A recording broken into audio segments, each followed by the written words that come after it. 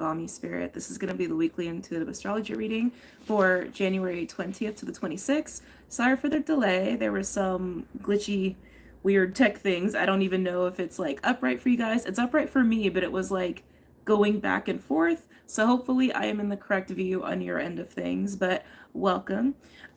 Before we go and get started, I just want to say if you're new, you're more, excited that you're here.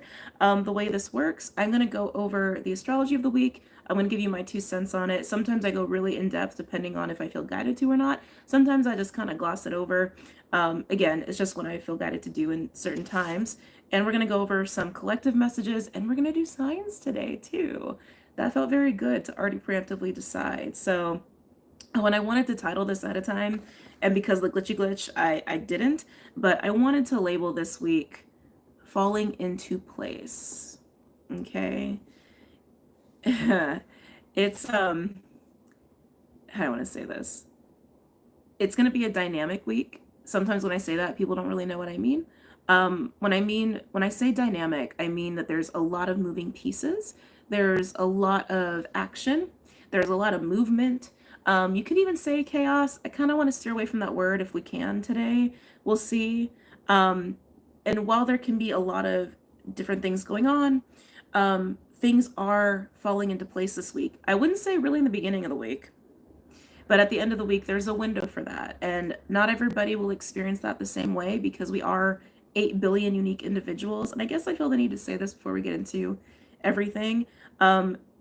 No matter what like readings you're watching, what astrology you're looking at, or even just like guidance and advice you're getting from people via social media or whatever, it's good to always remember that we literally are 8 billion different unique individuals. And while we have shared collective experiences and knowledge and resonance, that no matter what information you're taking in or consuming, that you always rely back on your own compass. You always rely back on your own resonance and your own truth. It can get really easy sometimes to get sucked into a lot of different narratives, and then that leads to confusion, right? So even when watching me or anyone else that you enjoy watching, don't forget that, because I do feel like for some people, I think this is kind of honing in on some of the themes we've been dealing with collectively, but I think for some people it could get really easy to feel disempowered that way. It's like, yeah, I didn't mean for this to turn into a whole spiel. I guess it just had to be spoken on. Oh, this is interesting. This is interesting. With social media, with the internet, a lot of people, I think all of us, I want to say all of us, I think all of us seek that resonance and connection, even via this kind of manner. And we do find it. But again, be aware, because I think it's also easy to lose ourselves at the same time in this kind of world. So yeah, I don't know. Just felt the need to mention that. Yeah. And now that I'm really thinking about it, that does kind of hone into some of the themes we got going on this week. Okay. Now, there is a lot. There is a lot. So I'm going to do my best to paraphrase a little bit, and then we're going to get into some important factors, and then we're going to get into the astrology, and then we'll get into all the channel messages. So keep in mind, if you're watching this after the fact, there will be timestamps. People say they have a hard time finding the timestamps. They're in the description box, and they will be there once you see timestamp in the title of the video. And if you don't see that in the video or in the thumbnail, timestamps are not up yet because I have to do it after the fact, right? But you can also just like go to the actual like video as you're watching, and you'll see it like on the bottom of the screen of the video, and it'll have like little chapters and things. And so just letting you know how that works for those who are confused by that. Okay. But let's go ahead and get into, excuse me, the overview. So like I said, there's a lot this week. A lot of us are aware of Neptune, North Node, and Pisces working together, the Sun and Pluto and Aquarius working together, more so in the beginning of this week. Venus being in Pisces doing a lot, Mercury and Capricorn doing a lot. 121 is being talked about quite heavily, and I just want to like emphasize this point about January 21st. So a lot of people have been asking me to talk about the aspects that are happening. It's more of a visibility thing that's happening on January 21st. It's still an important day, and we're going to get into it because it is an important day. But just know that on January 21st, it's a visibility of planets more so than the alignment of and aspects of planets. I think some people were getting confused with information there. So I believe it's Mercury, Mars, Saturn, Neptune, Uranus, missing one. Venus? I don't know if I said Venus. All of them should be visible to some extent on January 21st. For Uranus and Neptune, you're going to need a telescope. You're going to need a telescope to see them, but you should be able to see them, I think, for most people, wherever you are in the world. And the best time to see them in the sky will be just after sunset. And Venus, Mars, Saturn. Oh no, Jupiter, not Mercury. Jupiter. It was Jupiter, not Mercury. My bad. So Venus, Mars, Jupiter, Saturn, Uranus, Neptune. Okay. All of them except Uranus and Neptune, you should be able to see with your naked eye. All right. So just wanted to put that out there. But coming into the overall generalized, as best I can, of what to expect this week. Destined windows. Okay.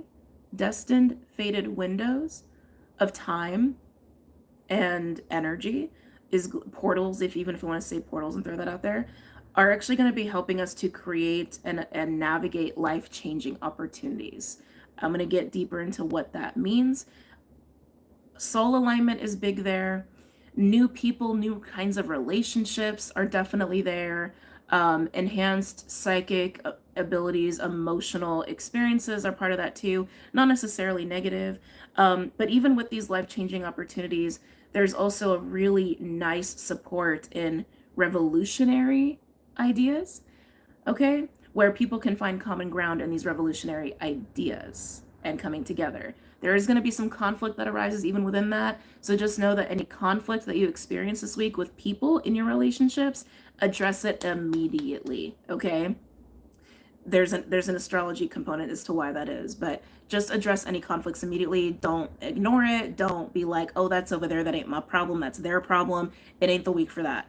Okay? Address it immediately. It'll be worth it. I promise. It'll be easier than you anticipate as well.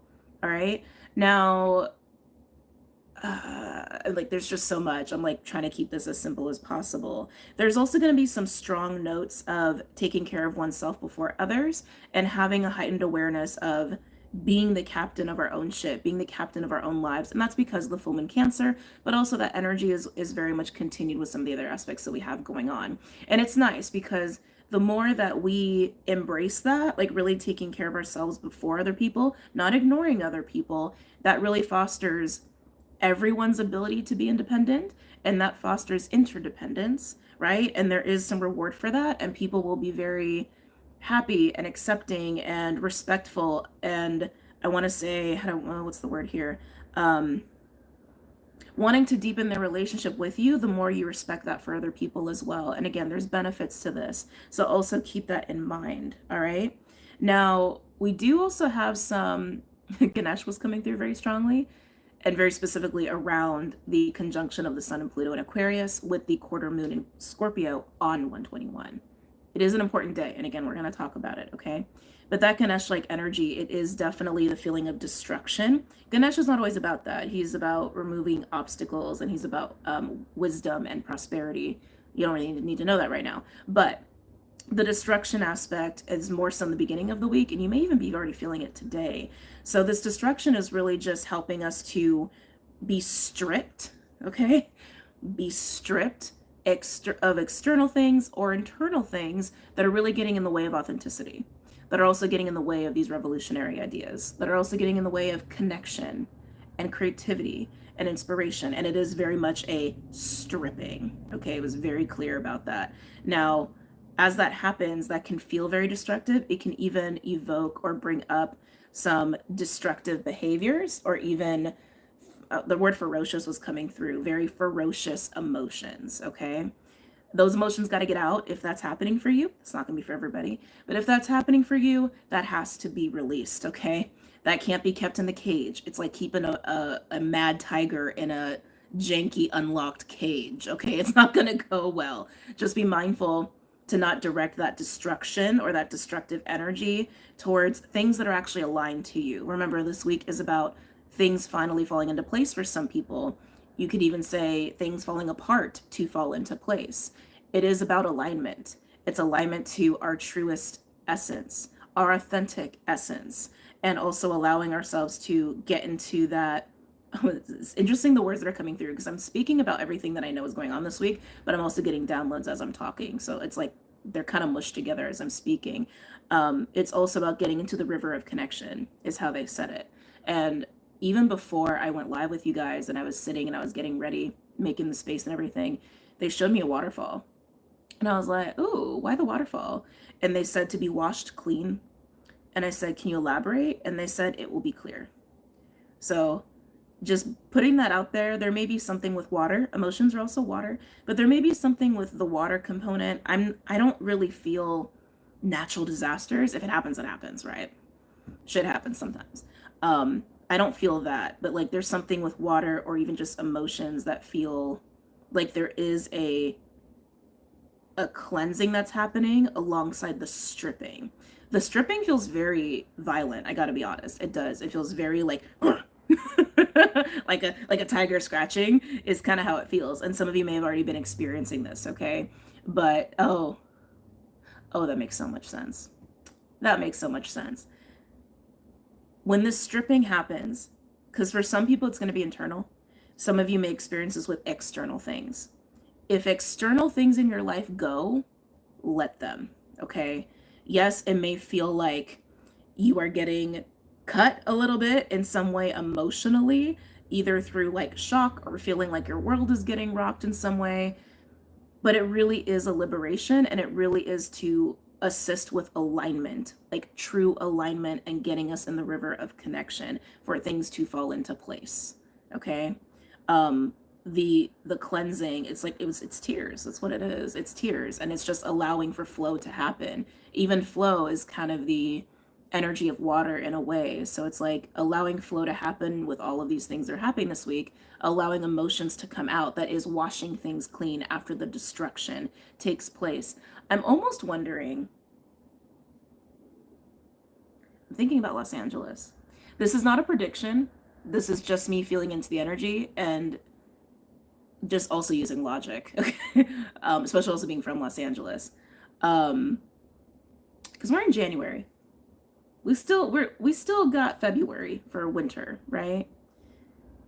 So just from my own information and education of environmentalism, a lot of you might not be aware, but I have a master's in environmental science. But being in LA, we don't normally get a lot of rain, normally. But there are parts of Southern California in general, that can flood. And when you have such like intense fires like that, it actually can lead to more flooding, because that vegetation is now degraded. And then now the soil is almost loosened in a way, especially if you have like a mountainous terrain. I'm not predicting anything. Like I said, I'm just literally using just information I know and kind of feeling into these energies. And what fire does, it does purge, it does cleanse, as does water. But it's like the way the fires have taken place has been very volatile, has been very violent, and has been like a stripping, right? So I'm almost wondering if there is going to be this moment of cleansing that is washing away something in relation to that. Again, not predicting anything, okay? But we've been talking about destructive and creative forces for weeks now. And like I said, leading up to the end of the week, it is about things falling into place and being open to that, okay? There is really exciting, fun energy this week too, especially when it comes to meeting new people, new types of relationships, new types of environments, or taking chances that you haven't been able to do before, right? So also know that and embrace that and be excited for that. Just remember, if conflicts arise, address it, and just know that if things are being stripped out of your life, it is for a really good reason, for your own alignment, okay?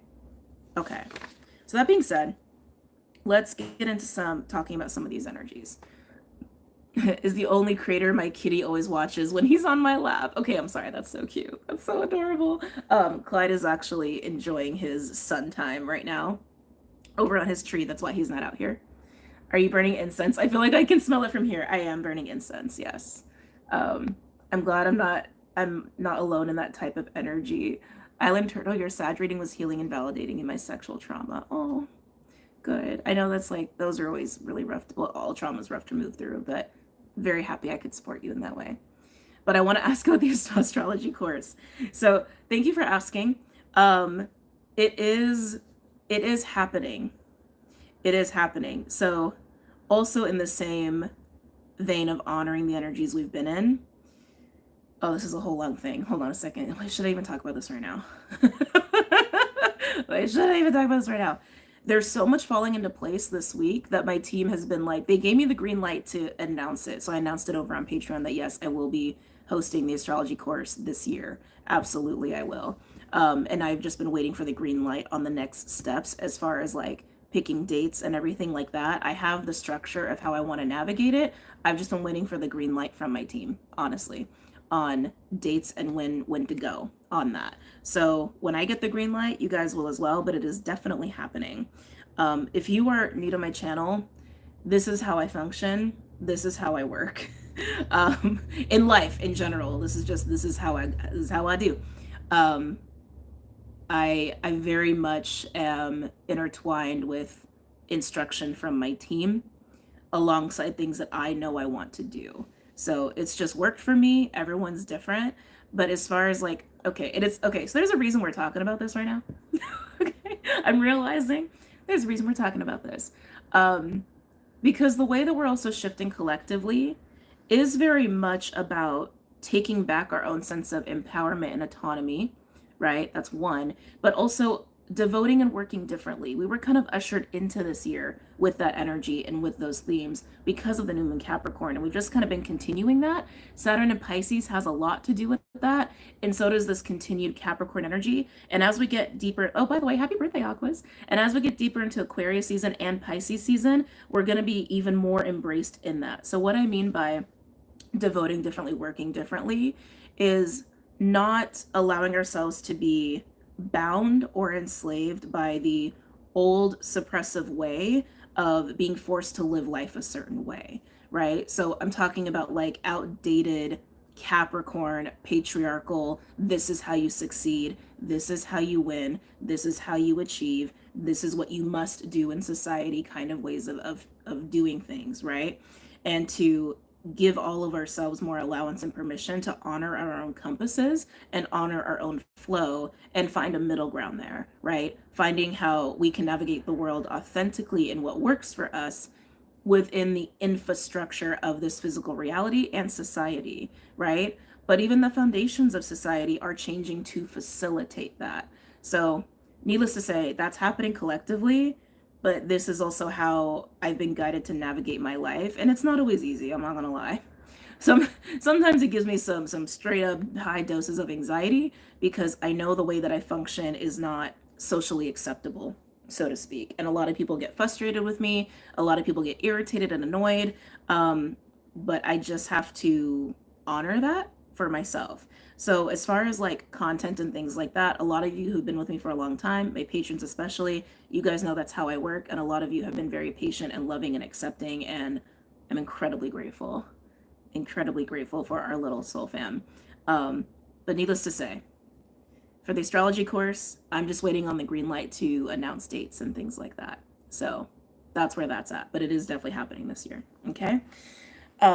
So now that that's been discussed, we are not making content, we are making art. It's creation. It's creation and it's connection, right? Which is kind of vital to being here on this planet. That's why we're here. Like, we're here to create, we're here to experience, and we're here to connect with each other and be in the experience together in whatever way we need and or want to experience and create on this planet in our individual incarnations.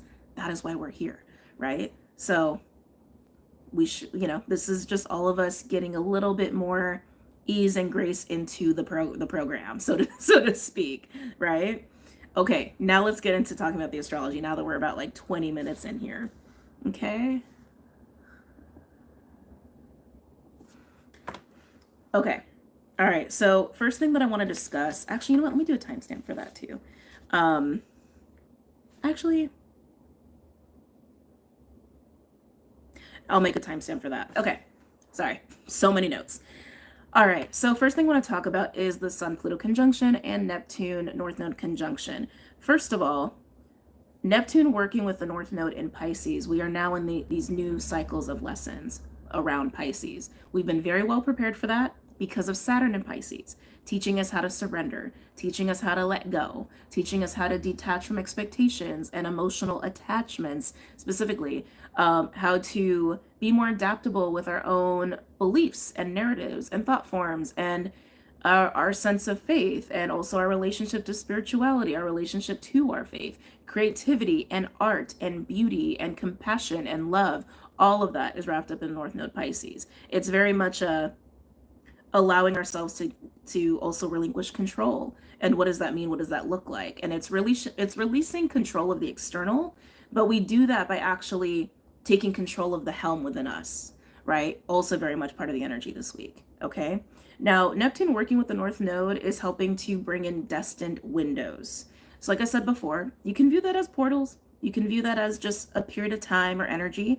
Very strong at the beginning of the week and strongest on 121. And again, we're going to talk about 121 a little bit more in detail than I did prior in the overview, but we'll come back to that. These windows are all wrapped around themes of soul alignment, spiritual relationships, enhanced connection to yourself, spirituality, faith, your psychic gifts for anybody who has that, healing, creativity, art, and beauty, and also romance. And forgiveness actually just came through, which is interesting. Forgiveness just came through. Now, these windows where we're dealing with these themes and experiences are also going to birth opportunities, okay? Opportunities, doorways, new pathways that are going to be life-changing, because the conjunction of Neptune with the North Node is sextile Pluto in Aquarius, okay?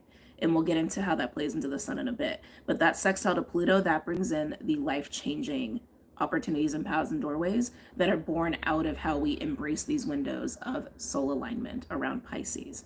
Now, the life-changing opportunities, because Pluto is part of this, that's going to dig up some shit for us, okay?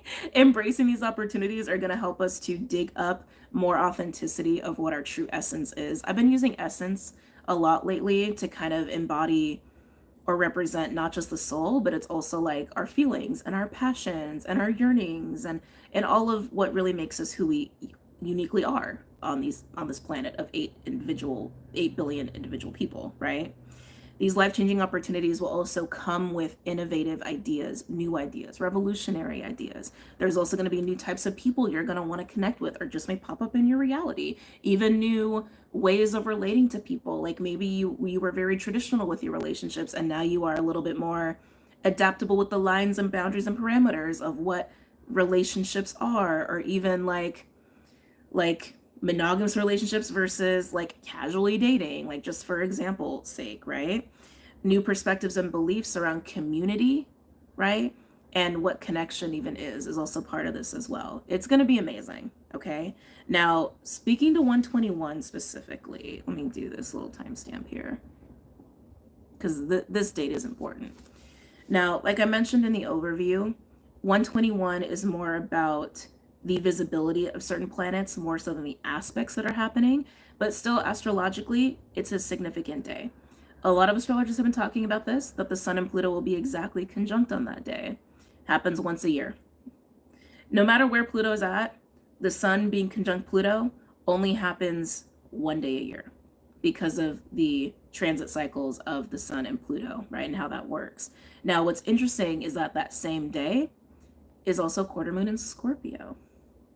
And when I saw that, I was like, oh. I was like, okie dokie then. Interesting. I don't even want to talk about politics. Obviously, you can make your own connections and associations of politics in the US around this. I don't really want to get into that right now. I feel like opening that door opens way too many lenses of realities and options to timelines that, to be honest, I don't want to nurture. So just speaking honestly about it, sometimes I'll mention a little political thing here and there, but y'all know me, if you've been around, it's just, I avoid that because I am a full believer in nurture the reality you truly want. Pay attention, sure. Educate yourself, absolutely. But nurture the reality you want to nurture, okay? Anyway, I digress. So on this day of visibility of the planets, the quarter moon working with the square, like working in a square with the conjunction of Pluto and the sun is interesting, because when you have Pluto and the sun working together, the one day a year, no matter where Pluto is at or whatever signs that they may be in, it can be that stripping energy that we already talked about. But especially in Aquarius, like it's very much like, no, we're going to like strip away any bullshit that's like hiding authentic truth, that's getting in the way of creation, that's getting in the way of expansion, that's getting in the way of innovative, revolutionary new ideas, that's getting in the way of being like embracing social dynamics and connecting with people, and also allowing for different people to sit at the table, all of the very Aquarian things. Obviously, there's going to be some tech stuff around that. Does anyone can recommend an online career coach? Oh, um, sorry, ADD. Let me come back. This is why like I need to be careful with the live chat, because I just get sucked in. I need to like come back here. Anyway, technology can also be a thing here, just because we are talking about Aquarius. Now, again, I don't like to nurture realities that I don't want to nurture. But as far as like accounting for technology and like social media, I mean, obviously there's going to be some things that are going to take place there, right? Some big changes that could happen there, some big reveals that could happen there as well around technology and social media, and even like phones and how we communicate in that way. Okay. The square, though, of all of this makes that stripping away more violent, because it's a square, number one, but also it's with Scorpio. And that's just what Scorpio be doing, right? And like I said, when I was going over these notes, I felt Ganesh come in really strong, like really, really, really strong. And it was like, okay, I see it. I see it. Now, because the moon is in this square, the stripping away can also feel very emotional, because we're dealing with the moon alongside Sun and Pluto, again, also in the realm of Scorpio and in the realm of Aquarius. So whatever gets stripped away internally, like your own narratives, your own veils of illusion, or externally, just things that are not truly aligned to your soul essence, just let it happen. If you need to cry, cry. If you need to scream, scream. Just don't take it out on people, okay? Because like I said, the emotions around all of this can feel very ferocious. Now, I was actually feeling this quite a bit yesterday. I was like, and I'm still a little bit today too. I'm not gonna lie to you. I'm not gonna lie about that. And I was like, what's going on? I was like, I could rip someone's head off today. Like I literally was feeling that. And I just really needed a good deep soul cry is all I needed. For me, it was a very internal kind of stripping that's been happening.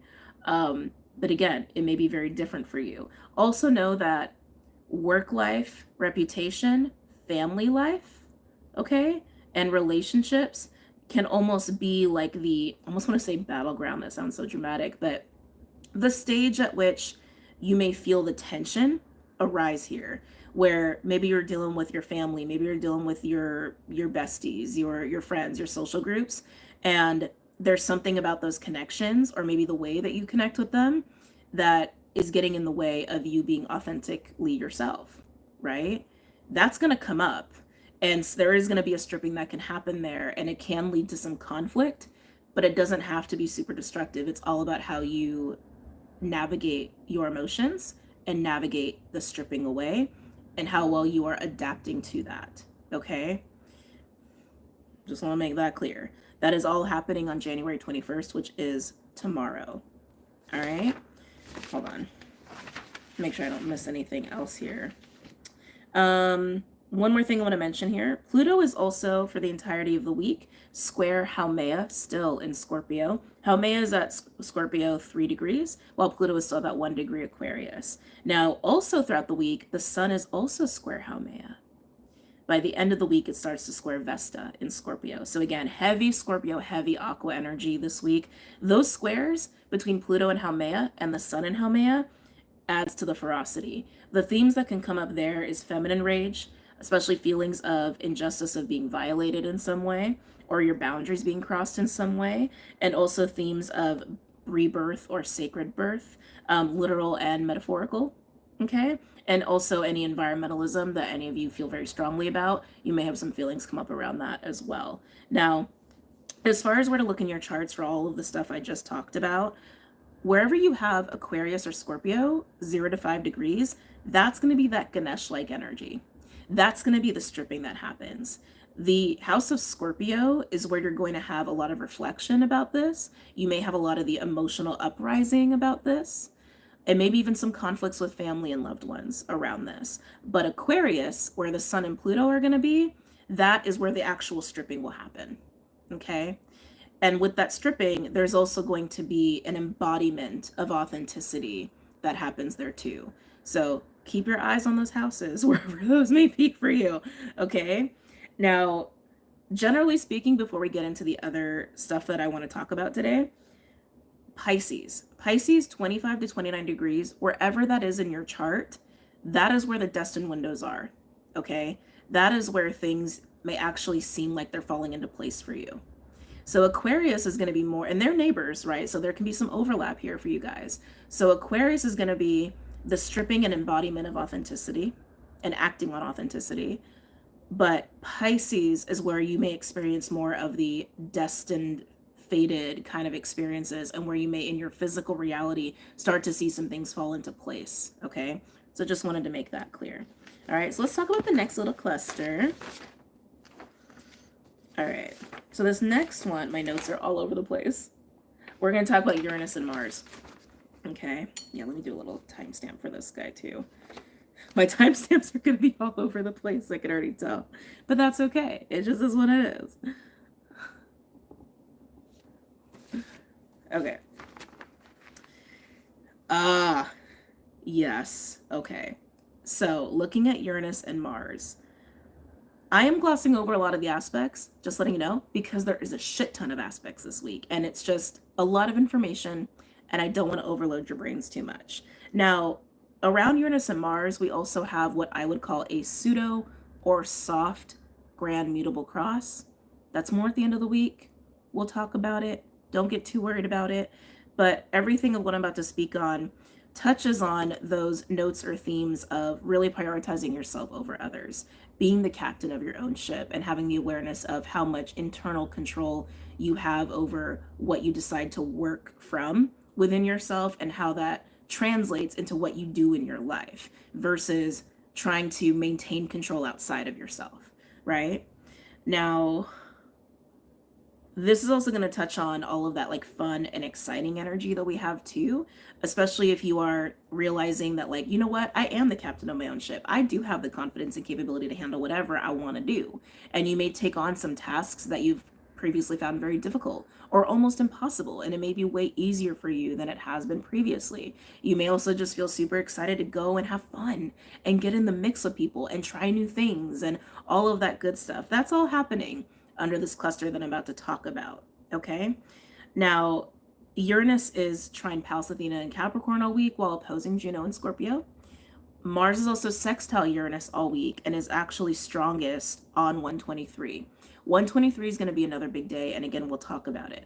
But Mars is also trine Juno in Scorpio and square Lilith and Aries all week as well, just to give you that information. Now, speaking on 123 timestamps. Okay. January 23rd is definitely a day to watch. Now, this energy I'm about to talk about is present all week, but this is when it's the strongest. On January 23rd, we have an easy opposition. All that means is that there's a sextile, there's a trine, and there's an opposition between 3 planets: Mars, Uranus, and Mercury. Mars retrograding in Cancer, Uranus retrograding in Taurus, and Mercury in Capricorn. So the trine is between Mercury and Uranus, while the sextile is between Mars and Uranus. Those are great. Those working together, that is like, let's go and have some fun and exciting shit happen. Let's go get in the mix. Let's try new things. Let's deal with all the difficult shit that now we feel like we got the balls to take on, basically. And Mercury has this open-minded energy too, where you're going to want to talk to people more. You're going to want to even share your ideas with people more and almost have a sense of camaraderie. Some of you may feel like you can form like new groups of friends at this time kind of deal. If you're working on big projects, this is the time to get people on board with you, get investors on board with your big ideas. Like, this is a really great week. The only thing that's kind of like a hiccup with this easy opposition is the opposition between Mars and Mercury. That is like a recipe for fights. That's a recipe for conflict. But if you lean into the common goals around Uranus, around exciting things, changes, revolutionary ideas, thinking outside the box, offering a new perspective as conflict arises between you and other people, you can address it immediately. With easy oppositions, you want to address conflicts immediately because they can kind of rear their ugly head later. And there's some energy towards the end of the week that kind of also emphasizes that. So have fun, do your shit, initiate change if you want to, tackle your to-do list, or just make your dreams come true if you want to, not to be cheesy, but if you want to, you can this week. And if conflict arises, just deal with it. Please deal with it immediately. Now, speaking to the soft, not mutable cross, sorry, cardinal cross, not mutable cross. When we're talking about grand crosses, it's basically that whole modality is being activated. So with cardinal crosses, right, you have Aries, Libra, Capricorn, and Cancer with planets in those signs all working together. That's basically all that means. You don't got to overthink it too much here. So when I say a soft or pseudo grand cardinal cross, the reason that I'm YouTube be censoring LOL. Yeah, YouTube does that. So saying that, the reason I say that is because astrologers have different rules of thumbs to assess if there's a true grand cross of some kind. I account for like asteroids and dwarf planets and things like that because in my book, they count, they matter, they exist. Like, why pretend like they're not as significant? But that's me. Every astrologer is different. Now, this is going to be happening between... Where'd you go? I wrote all of you down. Hold on a second. Again, my notes are all over the place today.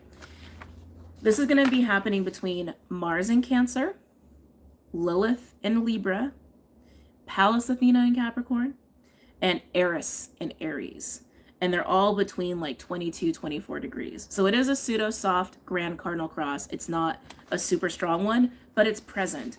All that's doing is getting us into being adaptable with how we lead, with how we are the captains of our own ships, and also our sense of independence, and breaking through our own obstacles and challenges and barriers to acting on our desires and having our autonomy and having our sense of freedom. That's how it's translating because of the nature of the celestial bodies that are wrapped up in this. And the fact that, again, it's also about cardinal signs here too. Now, like I was saying before, the more we allow ourselves and give ourselves permission to embrace our independence in that way, and we respect that of other people, the more we can actually deepen our relationships at this time, okay? The other thing that is also assisting with that, Chiron is also still opposing Lilith this week, but it's going to be the last week for that because Lilith is starting to gain more traction in Libra, and it's going to start moving away from Chiron. But we still have that opposition. Chiron is also still square Pallas and Capricorn, but Chiron is sextile a very interesting conjunction. Ceres and Cheroklo and Aquarius, which when I saw that, I was like, as I did that, I was like, oh, I felt my heart. Ooh, okay. Ceres and Cheroklo and Aquarius together, that's all about nurturing and fostering Aquarius. It's nurturing and fostering authenticity, truth, beauty, creativity, innovation, revolution, and also respecting other people in that same vein, especially through Ceres, because Ceres is a nurturer. Ceres is like Earth Mama, basically working with Cheroklo, which is the medicine mama, like medicine woman. So think of it that way, like medicine woman archetype with Earth Mama archetype in Aquarius for the purpose of nurturing Aquarius. Being in sextile Chiron and Aries, that's going to be very healing for a lot of people. I almost want to say, like, as I'm tuning into it, there can be an establishment of trust or strengthening of how we trust ourselves, how we just trust in general, but like especially in relationships and connections. Like that feels really good to me. That feels really, really good. Yeah. So that's all of that. Now, as far as looking at all of this to where how this can affect you, the Grand Cardinal Cross, I actually wouldn't pay attention to astrologically, just know that it's there. But Taurus and Cancer, well, Capricorn's kind of important because of Mercury.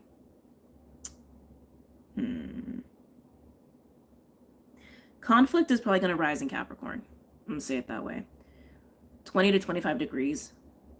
Expect conflict to happen there.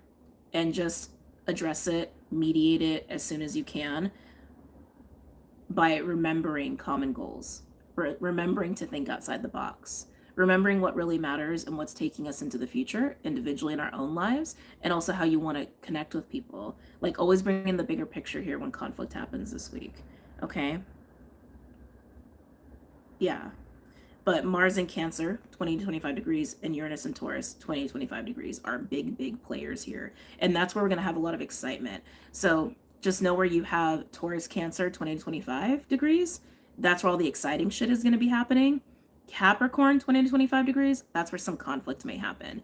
But there's also going to be a nice falling into place that happens there too. So the benefit of addressing your conflicts this week is that by the end of the week, there's going to be a nice reward of things finding a nice balance and falling into place as a support that way. And if you ignore the bullshit and you're just like, oh, that's their problem, not my problem, you may see some unfortunate consequences that show up in that house for you. Okay? Or almost like missing the boat in some way on some things. So just know that. Okay. Now, getting into the last, let me do a timestamp for this one too. Okay. All right. So speaking to Venus and Mercury this week, remember Mercury is going to be that conflict energy. Okay. Because it's also something else that's interesting about Mercury this week. It's kind of touching every planet this week, which I was like, whoa, Mercury, you be busy. Okay. The only planets Mercury is not dealing with is Jupiter and Pluto. It's dealing with Venus, it's dealing with Mars, it's dealing with Saturn, it's dealing with Uranus, and it's dealing with Neptune throughout the entirety of the week, on and off. So yeah, Mercury be busy. But Venus is adding a nice, like, charming energy here. So all week, Venus in Pisces is sextile Pallas in Capricorn and Mercury in Capricorn. So adding this, like, a little, like, soft, sweet, romantic, charming, compassionate energy into the way that we are dealing with people and connecting with people this week, is also enhancing our ability to get our point across and even win people over. The sun working with Pluto in Aquarius also speaks to that, like captivating people if you're doing it with integrity. If you're trying to manipulate people, that shit ain't gonna work. Just letting you know, that will backfire, okay? This is also gonna help us to deepen relationships and bonds as well. So it's just, Venus being in Pisces is just really nice and ooey gooey and yummy, and it's good. We love it. Now, from beginning of the week to the end of the week, how do I want to talk about this? At the beginning of the week, both Venus and Mercury are still working with Saturn, but that pitters out by the end.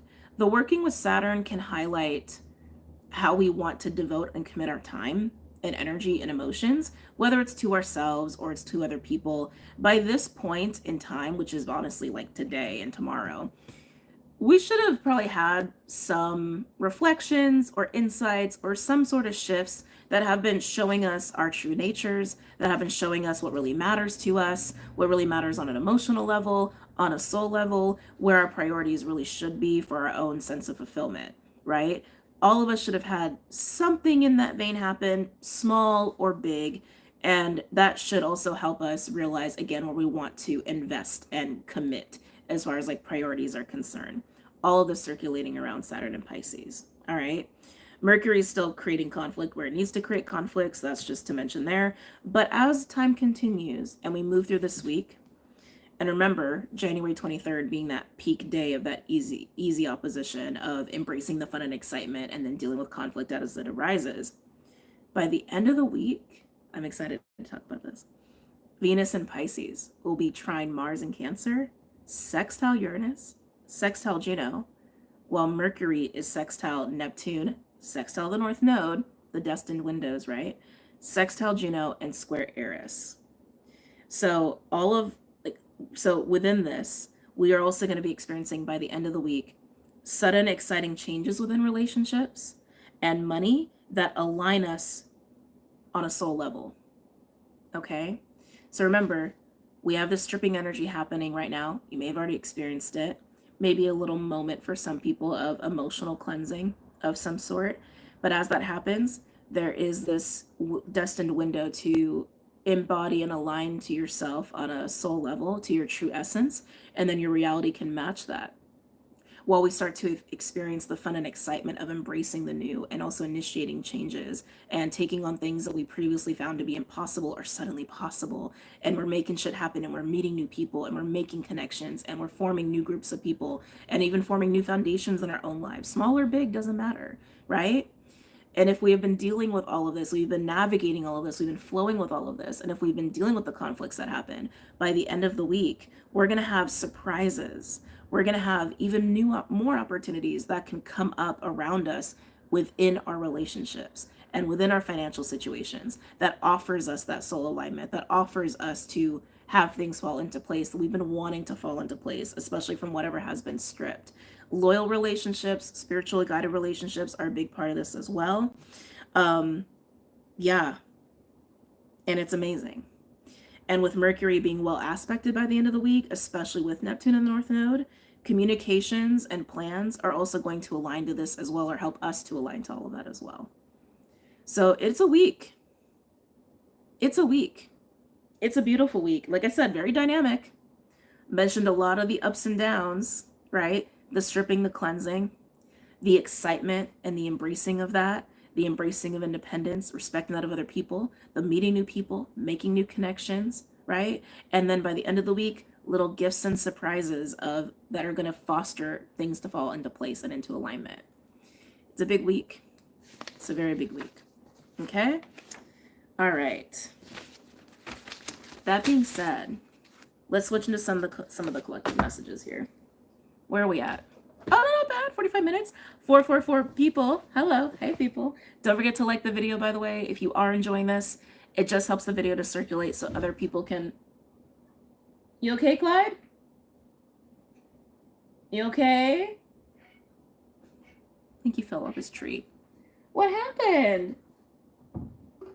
Come here, buddy. Here, you want your pillow? Hold on. Cat mom moment. Come here. Come here, buddy. It's okay. I think he legit fell off his cat tree. You okay?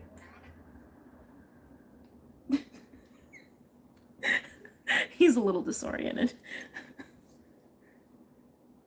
You alright? Oh, he's like, I don't know. Okay, anyway, sorry guys. But yes, like the video. It helps it to circulate so other people can get the same information that you're enjoying right now. Okay? But yes, collective energy. Oh, thank you for the $20, Rockin' Robin. Thank you. She's a cat mama. Yes, I'm very much a cat mama. Oh, if only you knew. Yeah, I think he's okay. I think he's all right. All right, so let's get some decks out here. The Goddess deck has been wanting to work a lot, which I think is very interesting. I was also tempted to pull the Big Bertha out. She's here. She is here. Actually, let me unplug the cable really quick. Okay. Oh, maybe we should do both. Actually, that feels kind of resonant. Ooh, that feels very resonant. Yeah, we're gonna do both. Okay. Get a sip of coffee before we dive into that.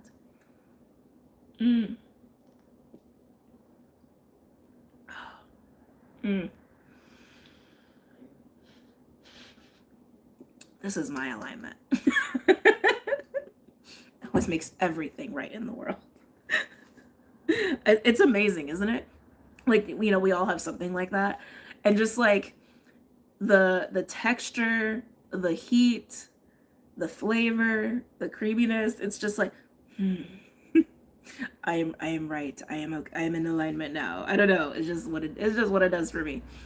Maybe it's an ancestral thing. Honestly, probably is. Okay. Oh, all right. Let's get into some of the collective messages. I'm going to start with Big Bertha, and then we're going to bring the goddess. No, they said goddesses first. Okay. We're going to bring the goddesses in, and then we're going to bring Big Bertha in here. Okay. So this is a combination deck that I have. One of them is the Goddess Power Oracle, and the other one is called Goddess Wisdom. All the decks I use are linked below for your convenience. Okay. All right.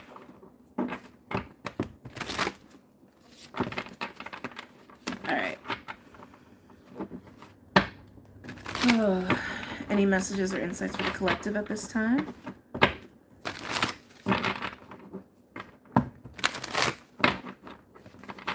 Any messages or insights for the collective at this time? It's interesting. So I'm just going to mention this quickly because they're just highlighting it.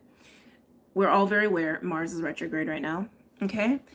Venus retrograde is approaching. Okay. The pre-shadow, I believe, is January 28th. And I believe the actual retrograde starts March 1st. Interesting. Venus will retrograde throughout Aries and Pisces. Okay. So just something to highlight, because when we experience retrogrades with Mars and Venus, we experience some sort of growth or evolution or shift or reevaluation of our own masculine energy, Mars, and our own feminine energy, Venus. So, they want me to talk about this. So this is quick. This is like quick channeling here. Hold on. For Mars and Venus retrograde. Okay. Now, we have been going through this evaluation or growth period or even healing in terms of our masculine energy, internally and externally. That is the energy that we take action from, right? That's the energy that we use to create change. That's the action. That's what the energy we use to feel safe and even feel protected, right? To do what we got to do in our physical realities or in our lives so that our own feminine energy can feel safe and do what we got to do for ourselves, right? They work in tandem.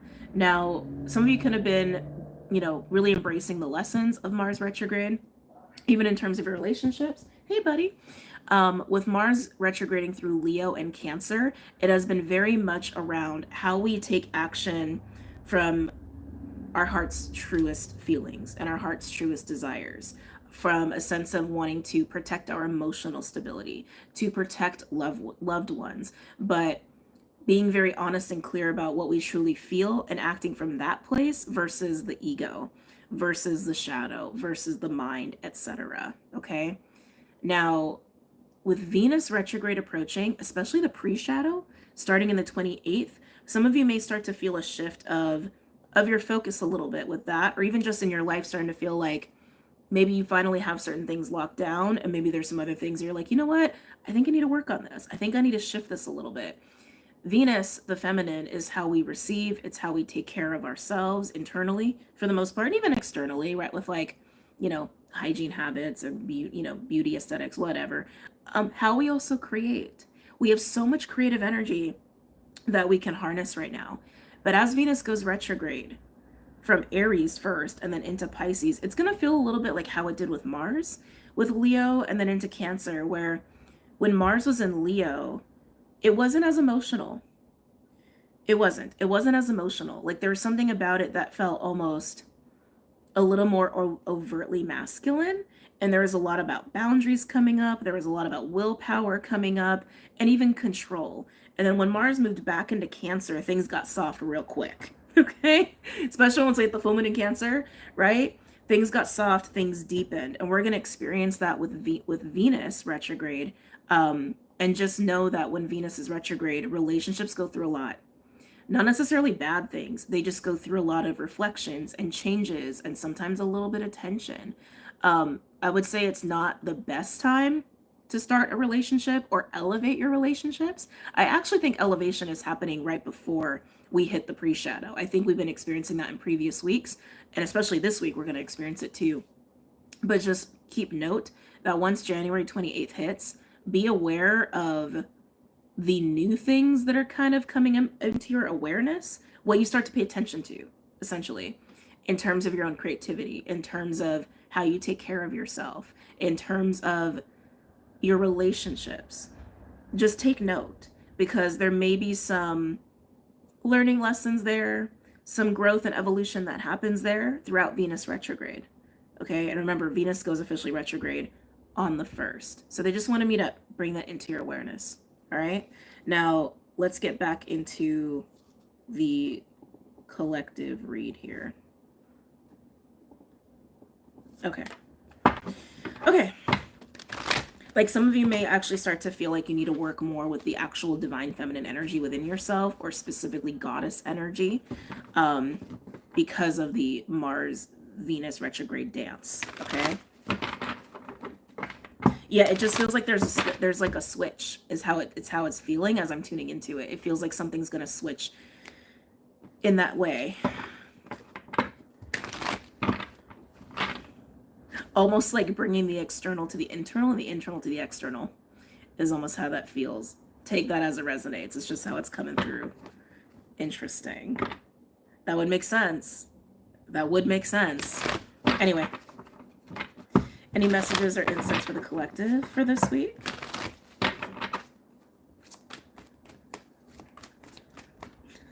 Clyde's getting curious. Any messages or insights for the collective for this week? Ooh. Sorry, excited. Cordelia, go outside. I do love this card. It's very blunt. You have been indoors too long. Go outside and get some fresh air. This is connecting with nature, and dare I even say your nature. But this is saying just make sure that you are like literally breathing in freshness. You are actually in tune with like what is natural, not unnatural. This just feels recentering to me. Is all I'm getting with that. Excuse me. Recentering with actual nature and your own nature. Recentering your compass. That's all I'm feeling from that. But then we had Lakshmi. We love a little Lakshmi, don't we? Bright future. Stop worrying. Everything is going to be fine. Oh, the reassurance. Lakshmi is also associated with prosperity and abundance, and also some creativity as well, and art and beauty. And it's very Venusian. She is very Venusian. I mean, goddesses are, but especially so a Lakshmi kind of experience or energy. I'm also noticing the elephants in the back, also giving me a little bit of those Ganesh vibes. Yes, buddy. Anyway, sorry, can't help it. Prioritizing being centered with nature and your nature is being centered with your own authenticity, which again, we're being guided to do, right? And also to be gentle. And remember, if things are stripped, everything is happening for alignment, and just let it happen. It is for your highest good. It's for all of our highest goods. And there is a real strong need to remember that. Okay. I'm also hearing forward, the word forward with Lakshmi. Forward, forward, forward. Mars is very active, very, very active, and is encouraging us to put ourselves out there and try new things, get in the mix, so to speak. But even while doing that, there's a need to like stay balanced with Mars and with Venus, because we are also receiving a lot this week as well. So yes, do what you feel guided to do within your compass and within what is authentic to you, but allow some space and bandwidth to receive as well, because there's a lot of good stuff to receive this week. Okay. Can I get a third card for this week? For the collective? Can I get a third card? Sorry, I love it. Scold. The future. 47 breaking down to 11. Two cards that actually have the word future in them. Aquarius is a very, very future-oriented sign, which again is driving a lot of energy this week, especially given that it's wrapped up in the quarter moon energy or day. When we have quarter moons, yeah, they're not full moons and they're not new moons, but they're still important milestones that help us to reflect on what we have been experiencing from the previous moon cycle, whether it's a full moon or new moon, and then what we can take with us forward into the next, which is either going to be new moon or full moon, right? Because we have first quarter and third quarter moons, because they're in the in-betweens, right? So treat this week, especially tomorrow, as that milestone day, okay, of reflection, but know that Aquarius and the North Node in Pisces with Neptune and Pluto and all of that really pushing us forward. And it feels like a push. I'm not gonna lie. It definitely feels like a push, okay? It does. Which is why staying centered in nature and our nature is very important, right? Because as we are being stripped, which is also a push, there's a need to accept that and navigate that, adapt to that, give yourself what you need in the meantime to cope or adapt to that, but then to allow ourselves to, in following our true natures and compasses, initiate things through Mars, but also receive, so we can really start to embrace more of this Aquarian future, individually and collectively. I love that future is here so much. I love it. It's definitely giving those vibes too of things falling into place to get us set up, to get us prepared for the next whatever, right? Oh, I love it. Just pointing it out, on the bottom we have Athena with knowledge. We also have a 5 going on there. 5 is about changes and freedom, right? But Athena with knowledge, there's a high level of discernment and wisdom that comes with that. So you guys could be working with the owl, or it's very Queen of Swords energy as well, which has been coming up in the collective. But honestly, it also keeps bringing me back to this. Staying centered with your authenticity, staying centered with your compass, with your truth. That should be a go-to for every day. 444, by the way, as I said that. I feel like that is something to always ascribe to when we can. And obviously with love and compassion, not like being hard on ourselves if we don't. Because if we're always with our compass, a lot of things can be easily accepted. There can be a lot of peace in that, even if there are difficult things going on, right? Can't go wrong if you're in tune with your compass. But let's pull out Big Bertha.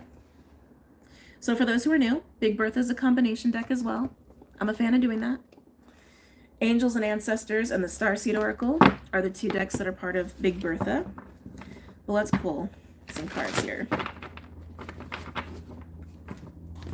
She's a big girl, so she requires a lot of shuffling.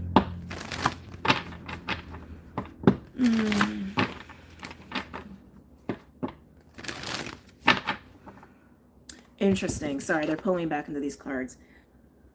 With embracing the new and the exciting changes and this revolutionary, future-oriented, innovative energy, way of being, embodiment's going to be a big word for a while, and way of communicating and connecting with other people. Some of you, this is going to be for a specific group. I get a lot of messages for a lot of people. The collective is made up of a lot of different, unique individuals and unique tribes and collectives. So I do my best where I can, okay? Sorry, they just told me about something about future readings. Hold on a second. Whoa.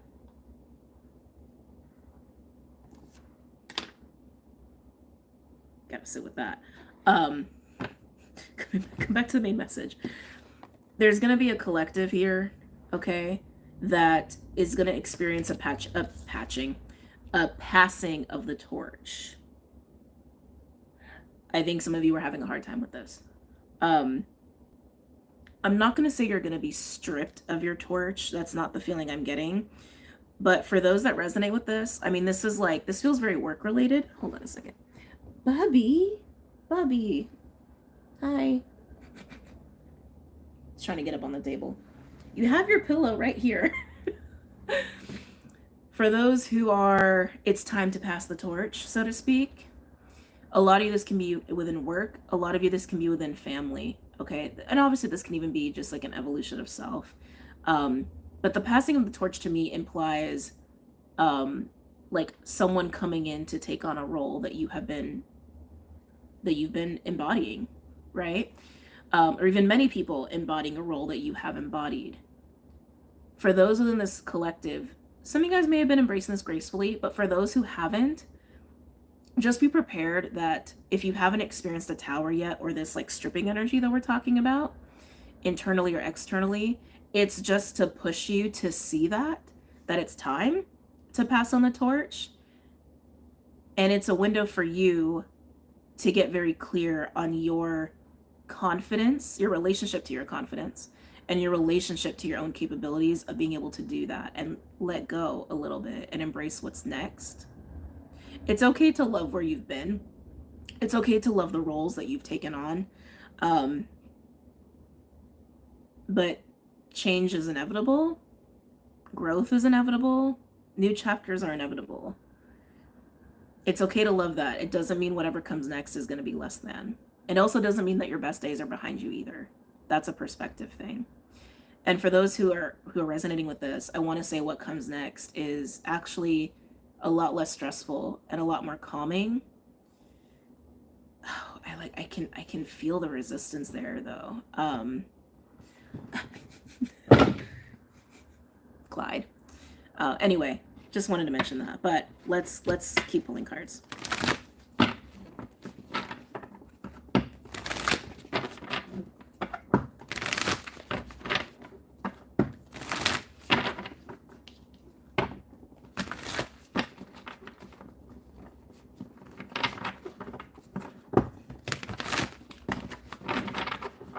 One more. Okay. Hold on. Sorry, guys. Clyde. Hey. We're not doing that. Buddy. No. Sorry. We are not messing with him. Hold on. He never bothers plants. Ever. Ever. It's like, you cannot knock him down. Anyway, sorry. Okay, coming back. I feel like this came out recently too for one of the weeklies. Maybe sometime in the last couple weeks. Guardian Angel, you are not alone. Buddy, what's going on with you today? Huh? What? What's going on? Are you just got energy? You just want to explore? What is happening? Sorry, guys. Please relax. Please chill. Let me see if he'll let me put my plant back. Okay. All right. But look at me, I'm so pretty. He definitely wants attention right now. There's no doubt about that. But Guardian Angel coming out, you're not alone. Stop. The recentering, right? The recentering of authenticity is actually what I'm feeling here. Buddy, I love you. I need you to be calm. I need you to chill. Can you chill? Can you please chill? He's literally trying to throw things off the table right now. No. Clyde? No. I'm telling you, I'm a mom. I am a mother. Buddy, come here. Hey. Come on. Let's chill out. Let's relax, okay? Let's relax. The sun's out. Just lay down. Lay down. There you go. Okay. We'll see how long that lasts. All right. So sorry. Coming back. You are not alone. The recentering, the taking the helm within, this also fosters your connection, not just to yourself, but also to God, to Creator, to Spirit, to your team, to your guardian angels, to your guides, to your ancestors. The more you foster and nurture that connection to self, your authenticity, your essence, the more you foster your connection to all these things. And the more that you are reminded that you are safe and you are okay and everything will be okay. And also that you have support and assistance in the non-physical. And some of you may also start to realize how much support you actually have even through physical beings, right? People that are by your side, people that are your tribe even, okay? So just make sure that is a priority this week. I pay extra attention when Clyde makes explosive appearances. He's something special. He absolutely is. Any other messages for the collective this week? Any other messages or insights for the collective this week? I keep feeling Ganesh with Lakshmi. I keep feeling both of them here, even though Ganesh is not on the table. Almost like a dual force. Right now I'm actually been diving into that pantheon a little bit. It's a lot to learn. Amongst the various pantheons I've studied, it's definitely a lot to learn. So some of you guys may be actually more adept at the knowledge or information around the mythology, okay, around these specific deities in this pantheon. But Lakshmi and Ganesh, I'm feeling both of them here together, almost like a team, okay? Yeah, like a team. You could be embodying these energies, these archetypes as well. Some of you could be involved in partnerships or friendships or some sort of relationship where there's an embodiment of both of these archetypes between two people. Because I'm hearing the word team. I'm actually hearing the word team. Okay.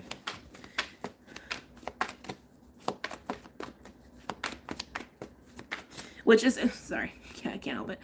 Ganesh is wisdom and prosperity, also remover of blockages and obstacles. But Lakshmi is also about prosperity. She touches on that. So yeah, there's definitely some sort of team energy going on there.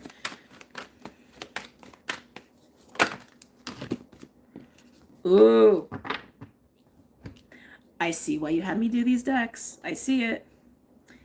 Star Keepers. Cosmic Ancestor. Seed the light by staying grounded.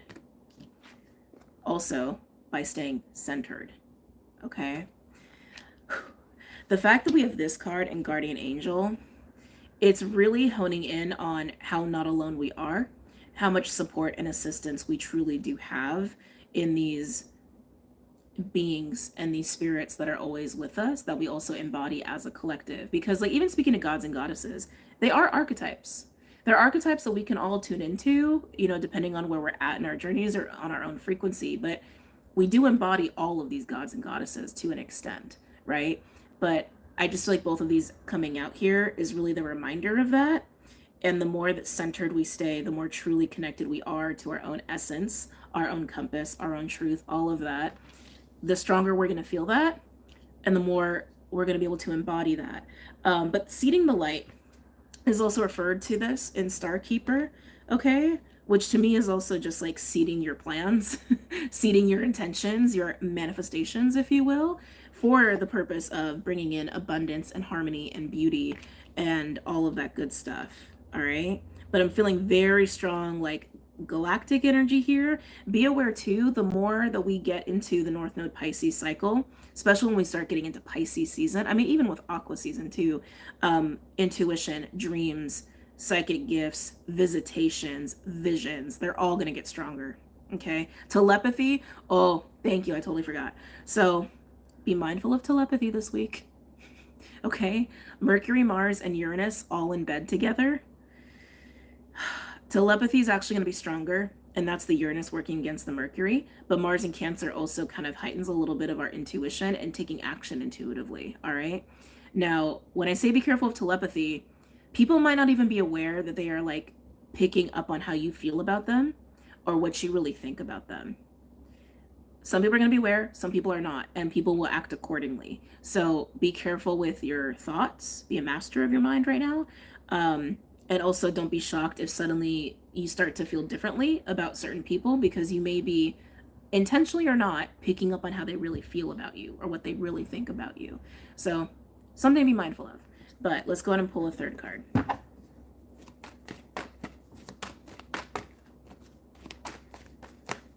Can I get a third card for the collective for this week?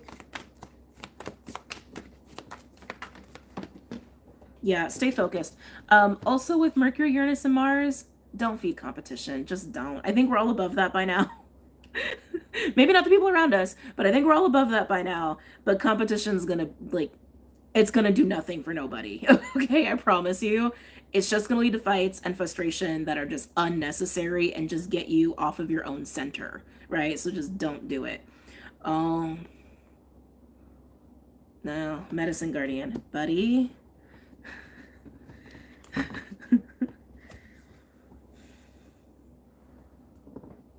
You're way too close to that candle for my comfort. Okay. Oh, buddy. Yeah, he got too close to the candle. Okay. So we have Medicine Guardian coming out here. Be open to healing information. Okay. Archangel Raphael coming through. There's a lot of angelic energy going on in this cat. There's a lot of angelic energy going on in this reading today and with this week. Like I said, we're done. I love you too. We are definitely supported this week. Okay? I've been looking at the way he's clinging on to me.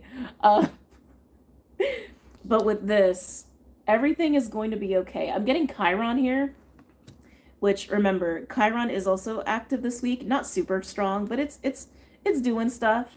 I can't believe he's hanging out like this. Oh. I'm trying to focus and he's totally distracting me.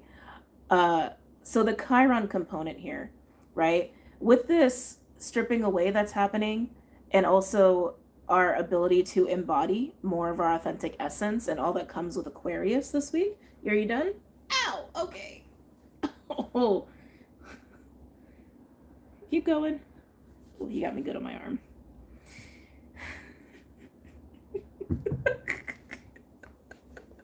He is a baby panther. I call him a panther all the time.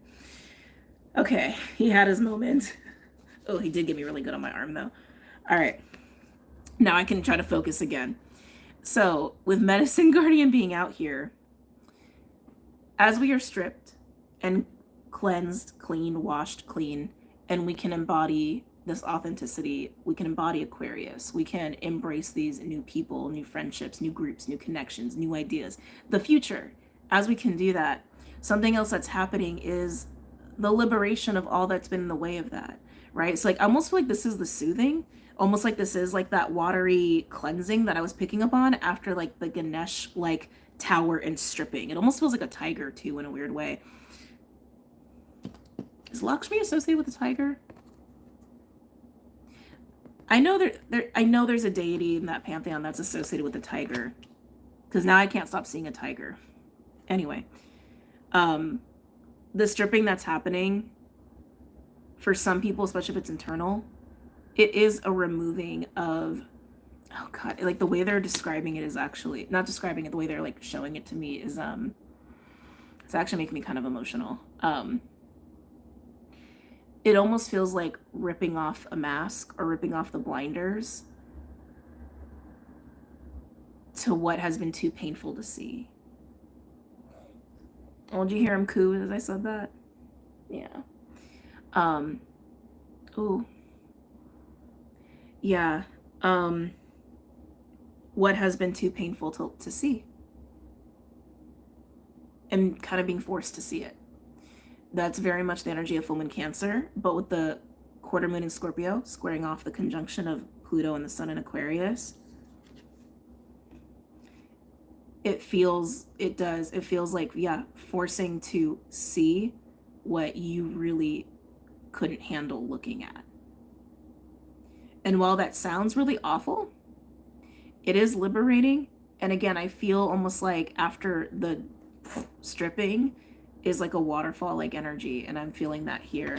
Some of us may have a little bit of angelic assist if we need it with the emotional component there. And also understand too that like if you have emotions that come up, and this is part more so the beginning of the week, or it might have already happened to you, if you have emotions that come up that are anger and like ferocity and wanting to tear people's heads off, at the root of that is grief. At the root of that is sadness and pain and hurt. So just something to, you know, also be aware of if that comes up for you. Okay? Interesting. Yeah. Okay. Let's go ahead and get into signs. Oh, I put you right here. Yes, buddy. I'm not done. I know you know I'm not done. You have food. I know it can't be a food thing. Okay.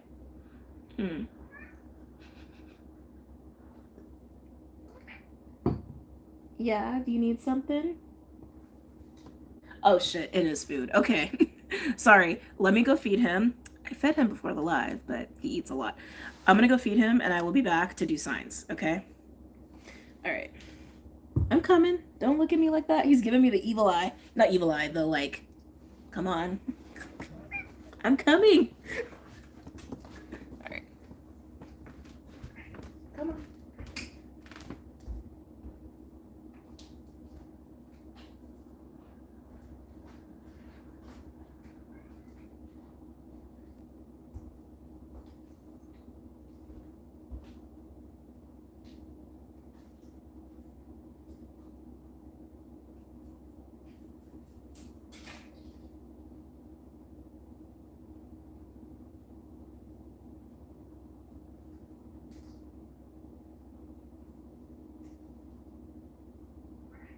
Hold on.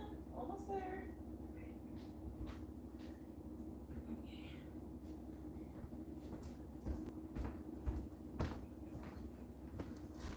Okay. Oh. All right. Oh, sorry guys. Oh, all right. He's fed. We can continue. All right. So getting into signs. So the way we're going to do this, I like the whole doing elements and signs. I like doing that. So we're going to start with elemental, and then we'll go from the signs and then the elements. Yeah. Yeah. Ooh, that feels good. That feels good. That feels right. All right. So just getting my decks in order here. And we'll use that as a clarifier. If that's the case, we're going to move you over here. Yeah, we'll use Luna. All right. I don't know who I'm talking to. Talking to myself, I guess. All right, can move that back. Especially now that he's been fed, he's probably not going to mess with the table too much. He is staring at us. Okay. Yeah, all right, that feels really good. So, let's see. Fire, air, water, or earth.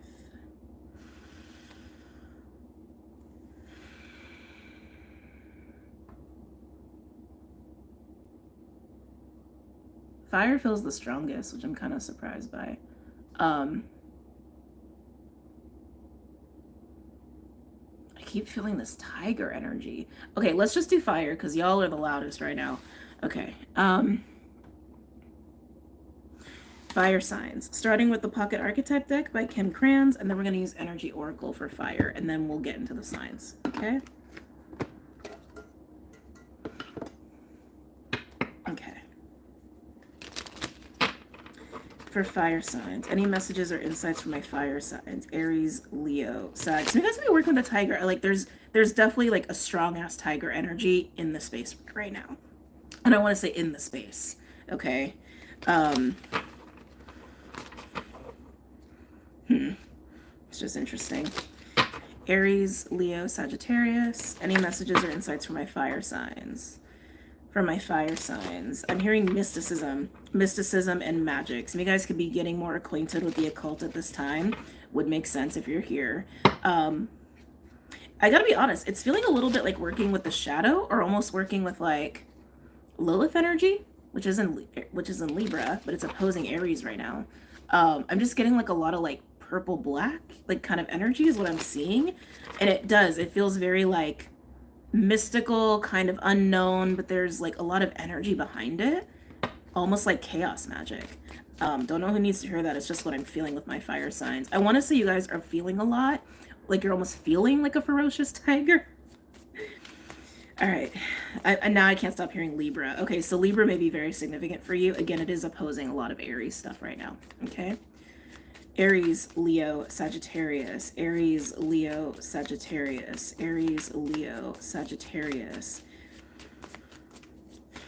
I want to say some of you are almost trying to like create something, almost like create smoke and mirrors. Maybe you're dealing with a smoke and mirror situation, but I want to say it's you're motivated to do it. Like it's a reaction to something upsetting. Like some of you guys are trying to take control of a situation. Kairos coming out here speaks of time, the component of time, the notion or theory, interesting is once to be said around time. Apocalypsis on the bottom. Both of these cards have very similar illustrations. This is a stripping. This is a clearing away, but time is what's on the table for you. I'm almost getting this feeling with you guys, like I keep getting like, you're motivated to do, you're motivated to create, you're motivated to like to move things around, to shake things around. And I feel like it's coming from almost like for some of you it's panic, some of you it's just the pressure of time, some of you it's I don't know if I said anger, but like yeah, I'm feeling that too. Like something has occurred and you're like, I need to do something, I need to do shit, I need to make shit, and like, but it's I feel like it almost is from a kind of a chaotic place. Oh, well, the animal. The eyes are big with you, fire signs. There's an eye in Apocalypsis, there's an eye in Kairos, and there's an eye in the animal. This is totally what I'm feeling with you. There's a very like primal response that you're having. And I want to say there's a pressure of time. Look at those eyes. That's so crazy. Eyes as a occult meaning or symbol can mean a few things. It can hone in on intuition, foresight, right? Seeing, but also protection as well. Like the evil eye, all-seeing eye kind of symbols going on here. But that animal is totally what I'm feeling, like a very impulsive, primal reaction to a situation and feeling the pressure of time to deal or to make something happen in response to that. It's all in response and reaction is what I'm getting with you. I'm even hearing reaction time. Can I get a third card for my fire signs? Oh, my heart is hurting with your energy. The fault line. The fault line is a cracking open. It is kind of like an earthquake energy.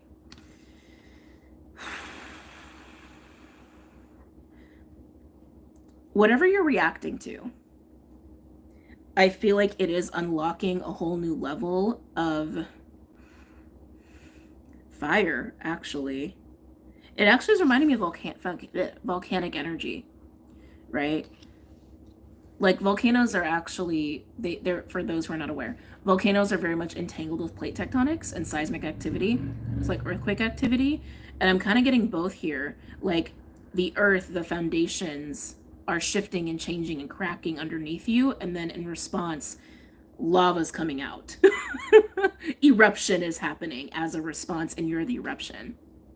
That's how it's coming through for my fire signs. And with Kairos, it's like there's all this theme of timing or pressure of time or reaction time is also happening for you here as well. Some of you, it's just been time for this lava to come spewing out of you, metaphorically, more fire to come out of you, a new source of your own passion and heat and vitality, driving forces. Like I'm keep wanting to do this, and your energy, like, blah, your energy. It's very uncomfortable as a water sign. I gotta be honest. I'm like, oh, this is a lot. Yeah, apocalypse is still at the bottom. So that's what I'm getting with you, fire signs. Let's pull from the energy oracle, and then we'll get into signs, okay? Oh. I don't want to touch that. It's a lot. It's a lot of energy. Okay.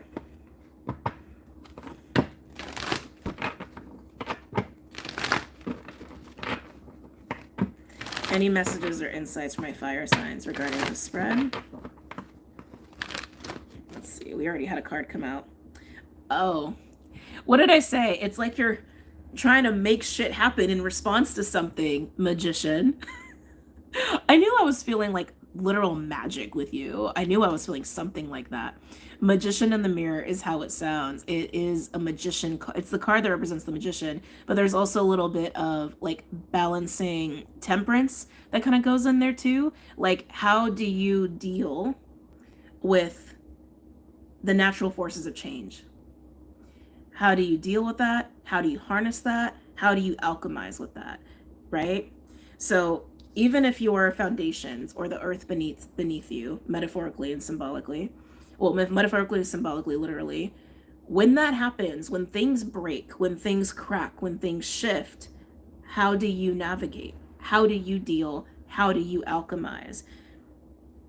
I want to say be careful of doing this in a panic.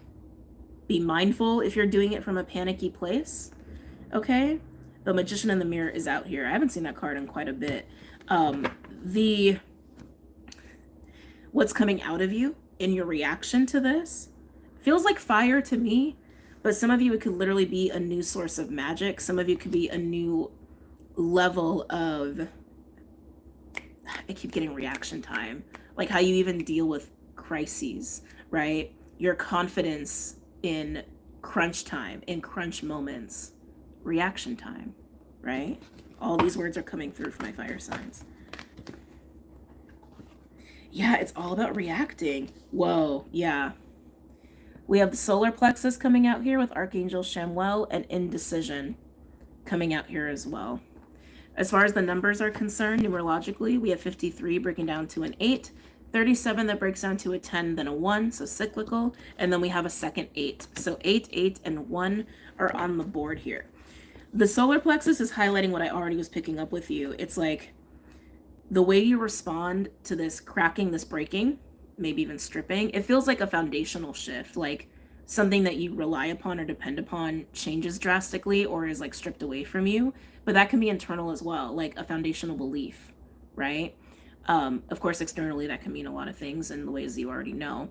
But as that goes or gives way, a new level of your own competence, confidence, capability emerges to deal in reaction time, under pressure. especially with indecision being here, because this is very much like, what is the next step? And understanding that you have the tools, you have the skills, you have the knowledge, you have the wisdom to react in reaction time. Animal is also implying that there's an instinctual component here, that what you may be relying upon is almost like intuitive or like a gut feeling, even with solar plexus being here, but knowing that you are capable of handling the shifting sands, if you will. Okay. All right, let's go ahead and get into the signs. Doing Aries first. Okay. Aries, you're getting Rider Waite. I pulled out 3 tarot decks to use across the 3 signs for each element. Okay. Aries. What's going on for Aries?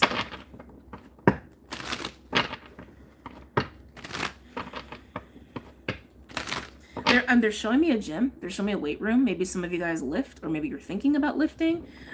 It's alluding to like physical strength with you, Aries.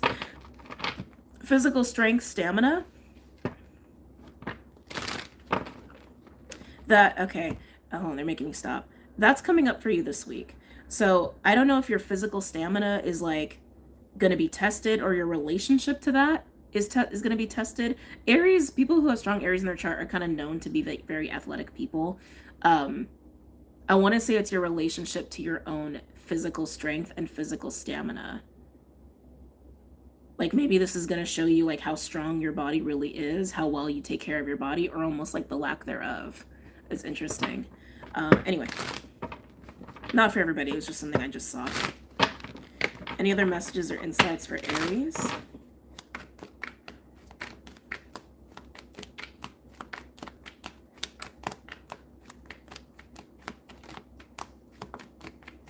Yeah, it's like I keep hearing reaction time, reaction time. Let's see what we got with you. Ooh. Aries, we have 10 of Pentacles and the Ace of Swords. I almost feel like this is a new idea. You're seeing something new, or you're getting a new idea about the 10 of Pentacles. 10 of Pentacles is legacy. That is like long-standing career, long-standing home situation, family wealth, inheritance, even family health.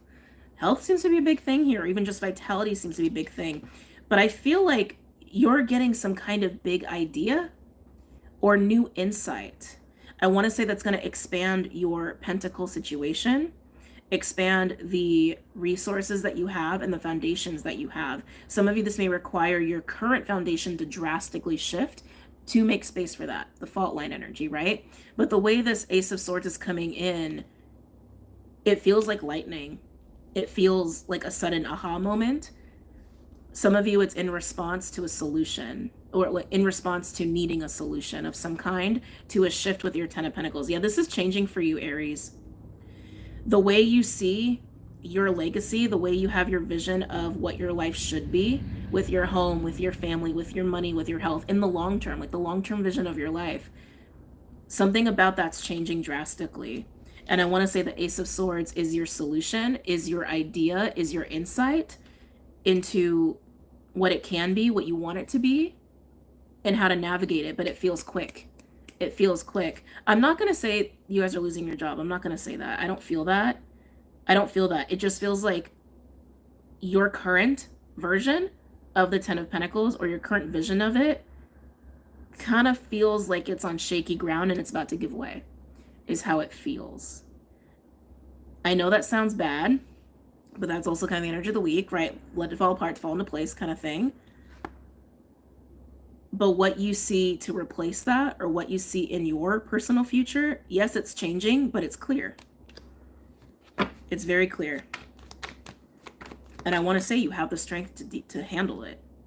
Even the physical stamina it's going to require, you have it. Can I get a third card for Aries, please?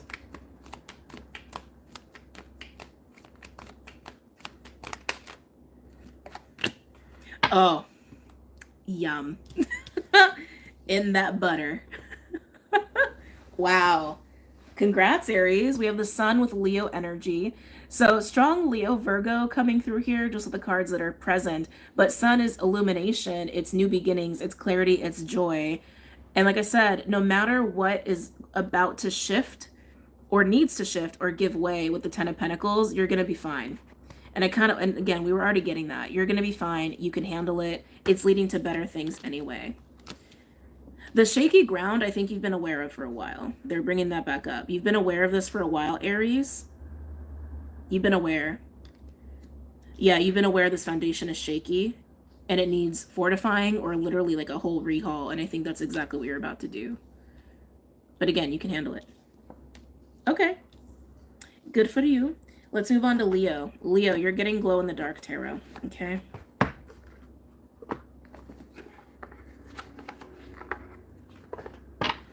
Okay. Leo. Lions. Hi, Lions. How are my Lions doing this week? Your energy feels very different than Aries. Yours almost feels more subdued. I almost want to say you're in your den. You're in your lion den. I almost want to say you're not alone in that den either.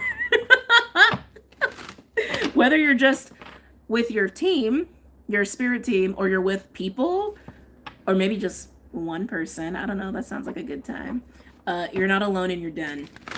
But it does feel a little hermity. It does. It's almost like you've taken a back seat, Leo.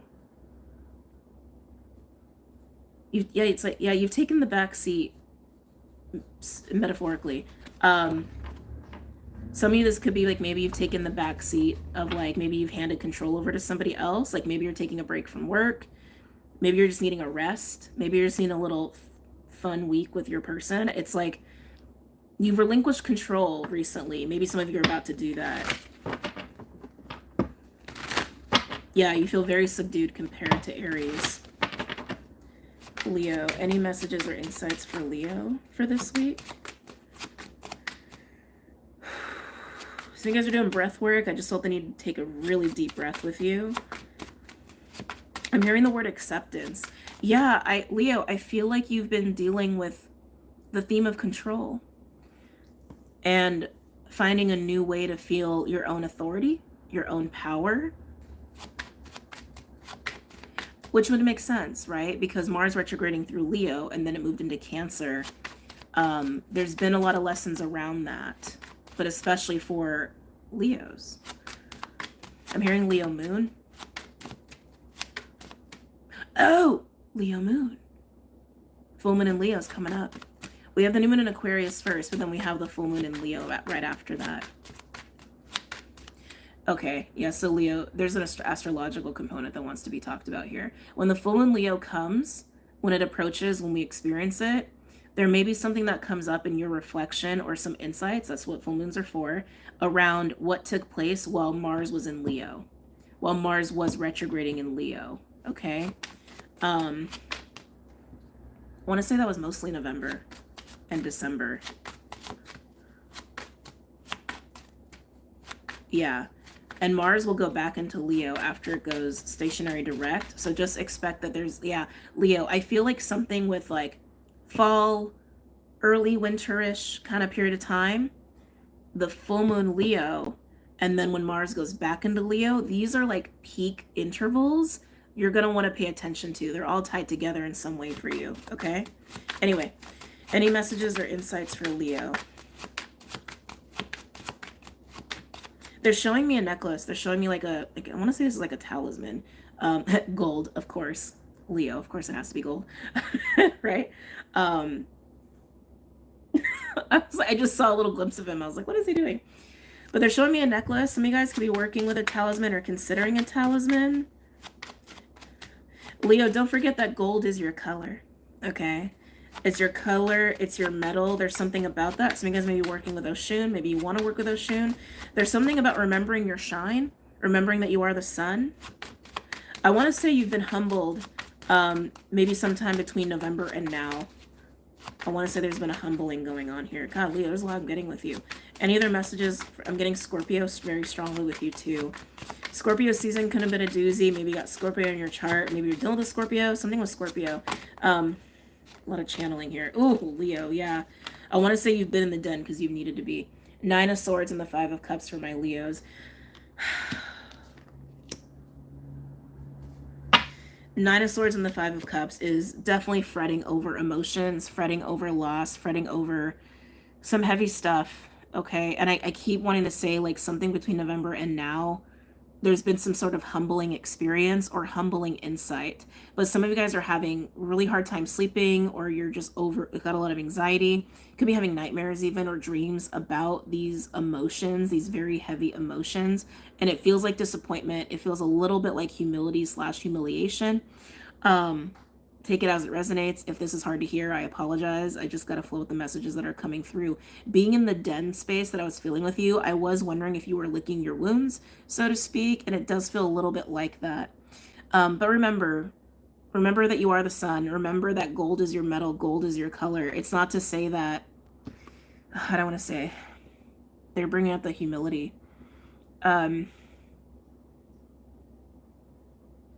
I don't know if you were having like a shiny, bright experience or moment and something went awry, or you were like leveled in some way. I'm getting almost like an ego hit going on here for some of you. Lick your wounds as you need to. Take whatever time, I mean, because they're showing me the Four of Swords. Take whatever time you need to process this. Remember as well, the stripping that we're experiencing can be very emotional for some people. And I feel like that could also be the case here for you. All right. Take the time that you need, but don't forget that you are the sun and the sun always comes back. All right. Let's get a third card for Leo.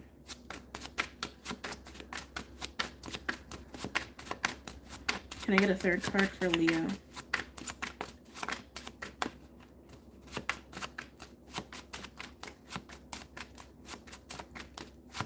It's interesting, I was getting Scorpio. Five of Cups is a Scorpio card. Nine of Swords is a Gemini card. Just pointing them out to you. Can I get a third card for Leo?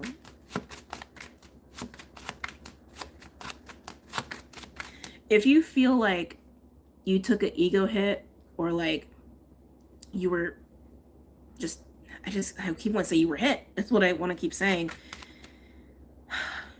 It's led to some feelings and some truth that has been needed for you, for your own growth. And remember, it is actually for your best alignment. Oh, hey! Hi! He just put his paw on my neck. It's like, what was that? Yeah. He never does this, ever. What is going on?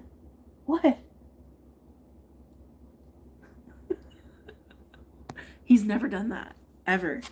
Interesting, as I'm talking about Leo. Can I get a third card for Leo, please? Now he's settled and sitting. He's never done that. In all of the years I've had him, going on almost 9 years. Never has he climbed me like that. I loved it though, I'm not gonna lie. There you go, buddy. Third card for Leo.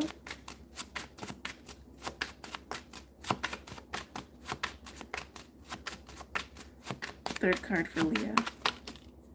You got 2. Okay, the confidence is coming back. I can see it. I can see it. We have the Knight of Wands and the Queen of Pentacles. Knight of Wands is fire. It's Sag. It's passion. Queen of Pentacles is Capricorn energy. Neighboring energies here. Some guys could be a cusper of Cappy and Sag. Not necessarily. That would put you in December time. There could have been something around the winter solstice that is part of this for you as well. Okay? But the Queen of Pentacles with the Knight of Wands, it feels like a reclaiming, rekindling your fire, your sun.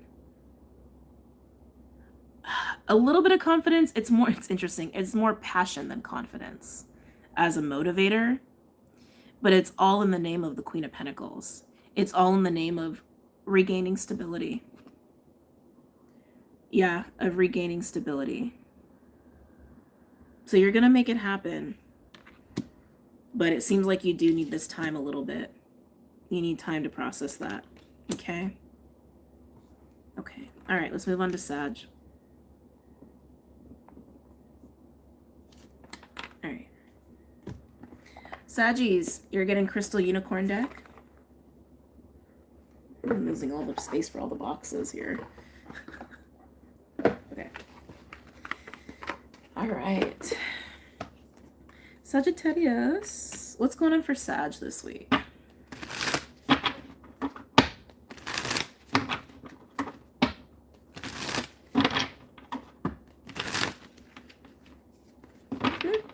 What's going on for Sagittarius this week?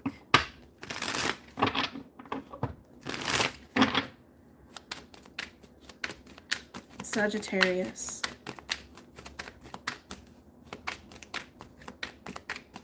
Sagittarius.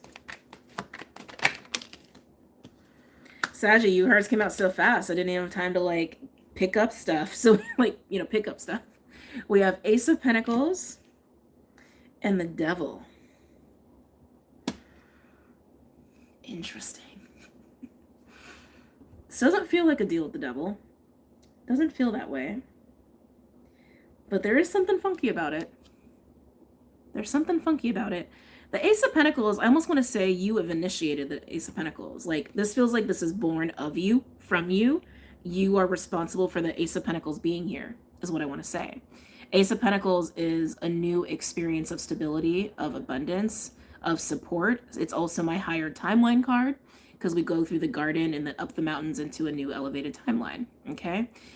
You brought in the Ace of Pentacles, or you're initiating the Ace of Pentacles. But why is the devil here? I know the devil here, I'm going like, hello? Why? Hold on, let me feel into this a little bit. I'm so tempted to say deal with the devil, but I know that's not true. I know that's not true.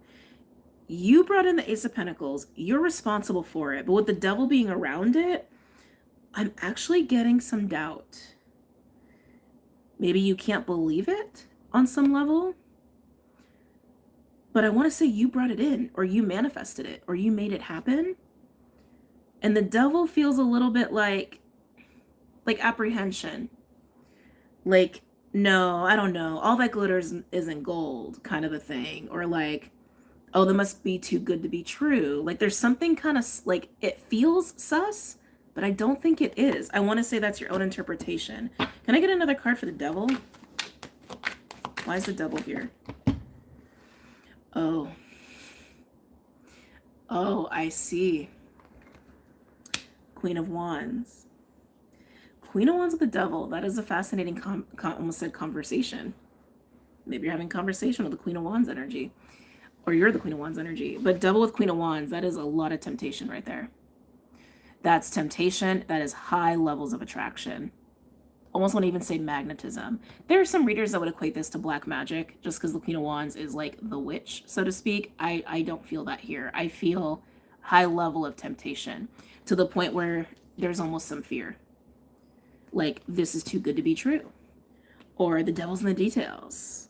There's something must be sus about it because it's too good to be true. But I want to say you made the Ace of Pentacles happen, or you manifested it. Like, you're the reason the Ace of Pentacles is here. And then we have this like very tempting, attractive, highly attractive energy, almost like I don't think this can be ignored. And I think that actually makes you nervous about it. Can I get one more for the devil? One more for the devil, for Sag. Even the way the cards came out and the way I almost couldn't even grab the channeled messages makes me feel like this is catching you off guard as well. One more for the devil.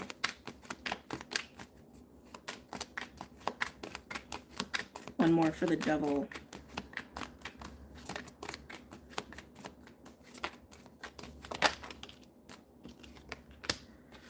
Oh. Okay, Sag, we're going to do some clarifiers on you because this reading is very interesting. Seven of Swords. That is like the epitome of, this feels too good, I can't trust it. This feels too good, I can't trust it. Not safe. Danger, danger. All right, that being said, let's get one more card on the Ace. Let's get a card on the Ace of Pentacles before I pull for a third layer of this energy. Tell me about the Ace of Pentacles. Tell me about the Ace of Pentacles.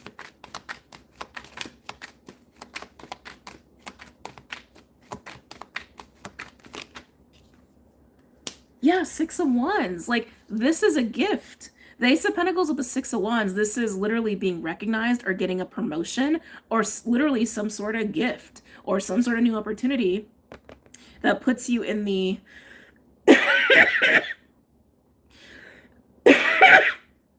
in the seat of recognition, or the seat of the winner is what I want to say. And then, hold on. Why am I coughing with this?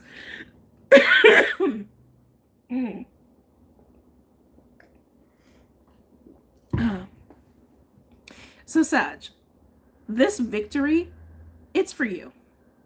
You are receiving some sort of victory. And in response to that, Devil, Queen of Wands, and the Seven of Wands. For a lot of you, I'm almost feeling like you're not trusting it on some level. Like it's too good to be true. I will say, I got disconnected, sorry.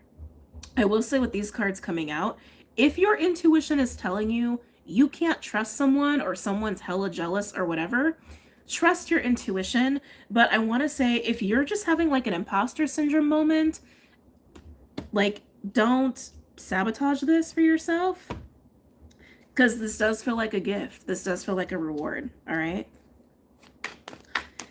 Can I get a third layer, please, for Sag over here? We got the Lovers. This is the card of alignment for me as a reader. It's also a card of making big life decisions. It's also a card of spiritually guided relationships. But the fact that Lovers is out here during a week where there's such heavy emphasis on alignment, it's here. Okay. One more for the Lovers, please.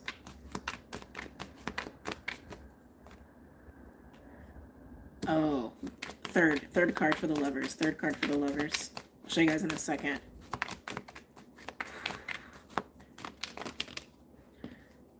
And the Ten of Pentacles, and then the Moon and the Ace of Cups. All right, I'm gonna show you guys. All right, this is okay. So I'm starting to think that this is just a self-sabotage thing. Okay, because like I said, when this Ace of Pentacles came out, I felt like you made that happen through whatever you're doing in your life that deserves recognition, that deserves a promotion, that deserves a reward. This is a victory of some kind. And also the Six of Wands is attention, okay? Attention.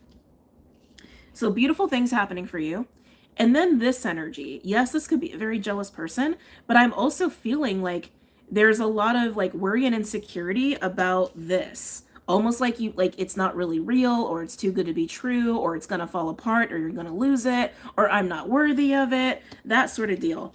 And then with the Lovers, we had Three of Swords, but then the Ten of Pentacles also landed on this side.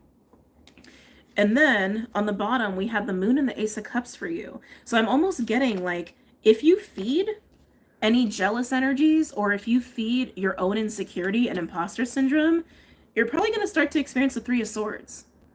Pain, discomfort, disappointment.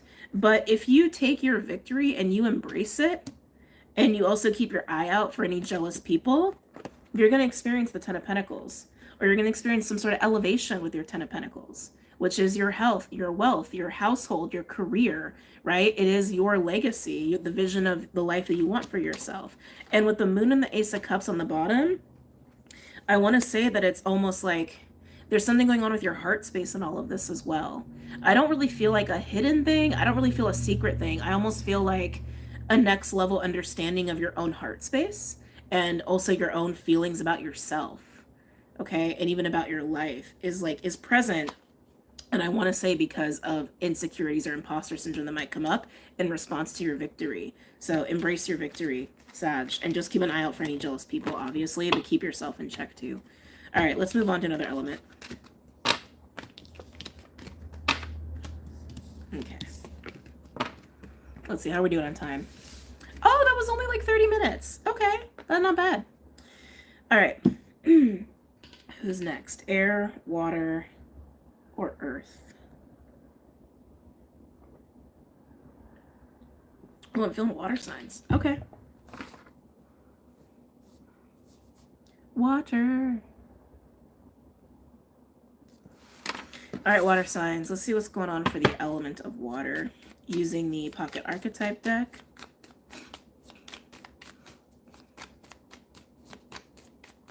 Water. Cancer, Pisces, Scorpio. Cancer, Pisces, Scorpio. What's going on with my water signs? I'm hearing the word tending. Tending. I feel like you're just tending to the small things. I'm actually having strong Virgo with you, water signs. Like really strong Virgo. Let's see. But it feels like calm.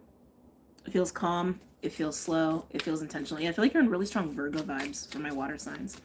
Cancer, Pisces, Scorpio for this week. Any messages for my water signs this week?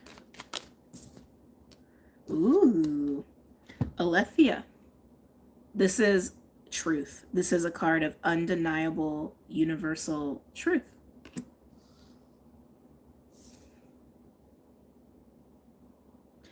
Water signs, I feel like you guys are being gentle with yourselves.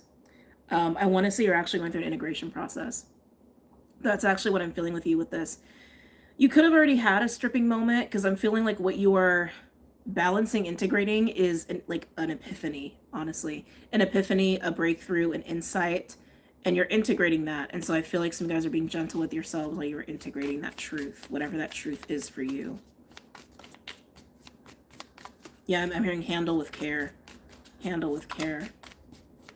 Some of you guys are really being your own mama right now too. I'm getting strong like divine feminine, like mother energy, but it feels positive. It just feels like, yeah, it feels like whatever truth you're grappling, you are integrating right now, and you're trying to be gentle. Wow. Okay. We have the box and the dead end. Whatever the truth is for you, it's almost like it's dismantled your own sense of rules and beliefs and parameters. Some of you, it's almost like the end of feeling imprisoned or feeling trapped or confined, attached to certain narratives, and I want to say beliefs. It's very strange. It's almost like what you knew to be true about your life, yourself, or even like an aspect of your life, like relationships or work or health, has almost been destroyed, is what I want to say. And now you're like, let me integrate this and sit with this and feel this out now. It's like, it's a really strange feeling. It's like, yeah, it's a really strange feeling. I'm trying to describe it. It's like,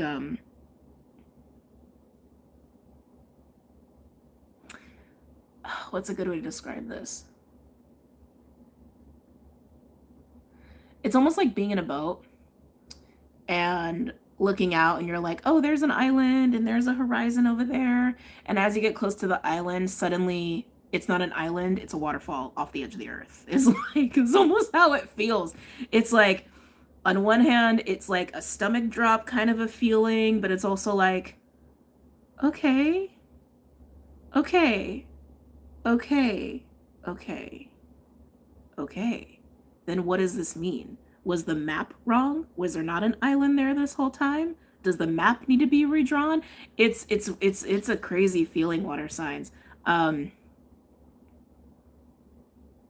Yeah, it's like some of you, your perspective of just what truth is, your modus operandi, your beliefs, your reality has shifted dramatically, because the rules, the parameters, the boundaries, what you thought to be true, the container of which you lived your life by, the beliefs you've lived your life by, the roadmap, the map itself is completely changed. So you're integrating that. We have Venom on the bottom. That's interesting. Let's pull cards. Got quite the reads today. All right, using Energy Oracle. They're bringing me back. Okay, water signs. With the box, I want to say this. It's definitely a sense of safety. A sense of safety has now just been obliterated for you. It's like the safety of, your modus operandi or your compass. It's like, it literally is like that. And you're having to like completely rebuild your map. Some of you, this kind of screams awakening for a lot of you. It also just kind of screams breakthrough. It's making my heart go a little pitter-patter, that's for sure. But at the same time, it is incredibly liberating too. You need a new map. You need a new map. Okay. Any messages or insights for my water signs?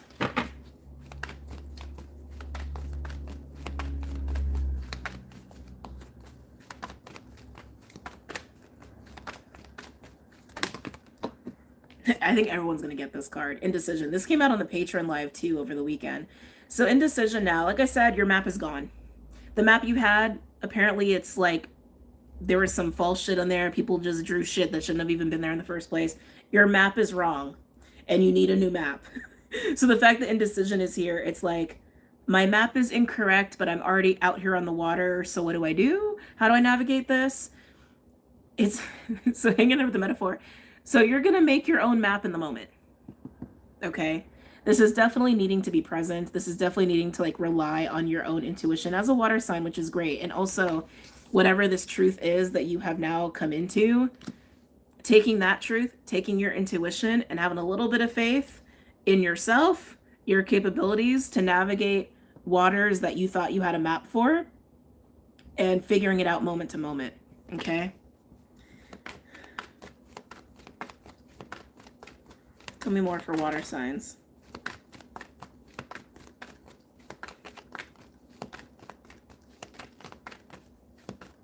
Yeah, yeah, water signs is crazy. It's like a truth that you like, that was a very core part of your modus operandi is blown out of the water. Appreciation. We like that. We like that. We like that being out here. Appreciation is kind of like a Nine of Pentacles energy. It's a card of gratitude. And it's a card of confidence and independence and being able to stand in your own footing. You're going to regain that. Like I said, a little bit of faith combined with this newfound truth that you have and your own intuition with a little gratitude, that's going to help you here. Okay? That's going to help you rebuild your map. Some of you guys needed to almost not have a map in the first place is also what they're telling me. Like the map has almost been restrictive. The map has almost been like created like a codependency in a way. That's an interesting way to say that. You know what? Okay, with this map analogy, it also has this vibe of like you borrowed someone else's map and it wasn't your own, and you should have had your own map. But you didn't. So you borrowed it from someone else. That's interesting. Take that analogy as you will. Can I get a third card? Yeah, water signs, I keep getting this is like really embracing you and your independence and your own map, your true authentic map, not one that you had to borrow from someone else, metaphorically speaking, or one that was even given to you, right? You could even say by society standards. You're finally making your own map. Some of you, it's almost like you are making your own rules. And I'm getting going from like codependent to independent very strongly. Can I get a third card for my water signs?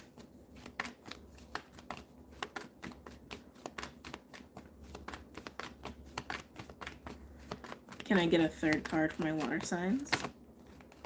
Yeah, speaking of maps. Right?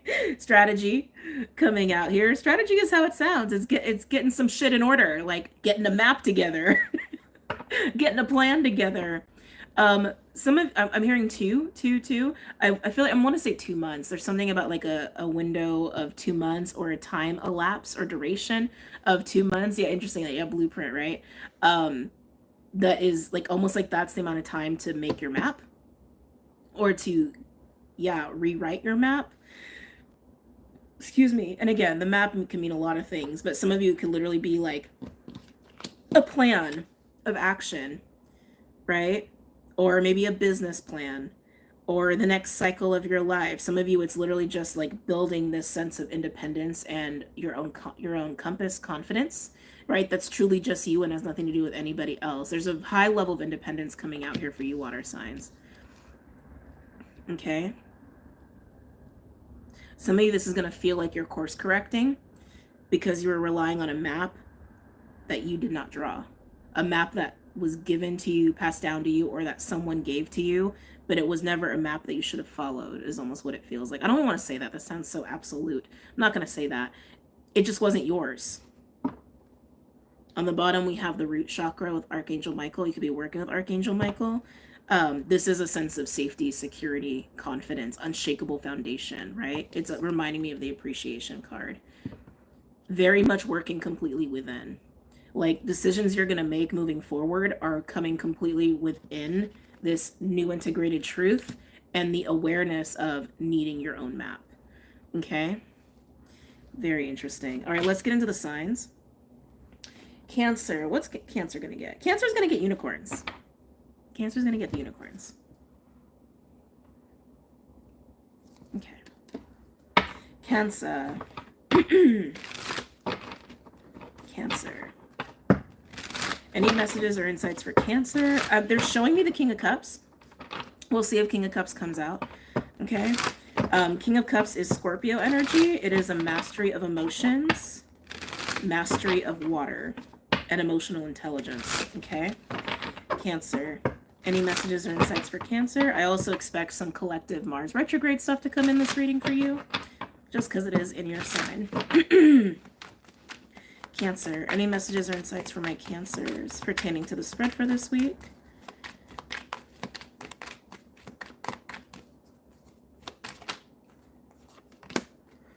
Ooh. I feel like this is you recognizing, oh shit, my map is not right. Oh shit, my map is not mine. That's almost what I'm feeling with you with the Five of Wands. This feels like internal conflict. You could obviously be dealing with conflict externally with other people. If you are dealing with any sort of tension or miscommunications or kerfluffles with people, to be honest, it feels like a mirror to your own internal conflict. I just got to be honest here. And I keep feeling the map analogy with that as well. Okay.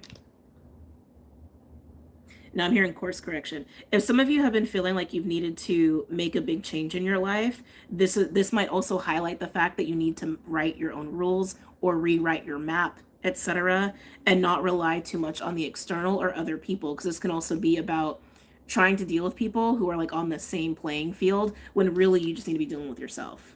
Okay? Remember, Cancer, Aries, Libra, and Capricorn are all part of the soft pseudo Grand Cardinal Cross, which is creating a lot of tension to force us to really lean into our own ability to lead, our own ability to lead ourselves, our own ability to take initiative and prioritize ourselves over other people. And I'm feeling all of that with you with the Five of Wands, okay? It's a push to rely on the self. It's a push to make your own map, okay? Forgotten. Hold on a second. Forgotten. Some of you had your own map and you forgot that you had your own map. And somehow you picked up another one, metaphorically speaking. Okay?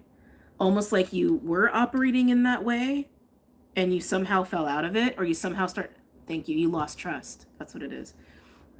You lost trust and faith in yourself at some point. This feels old. This feels really old, Cancer.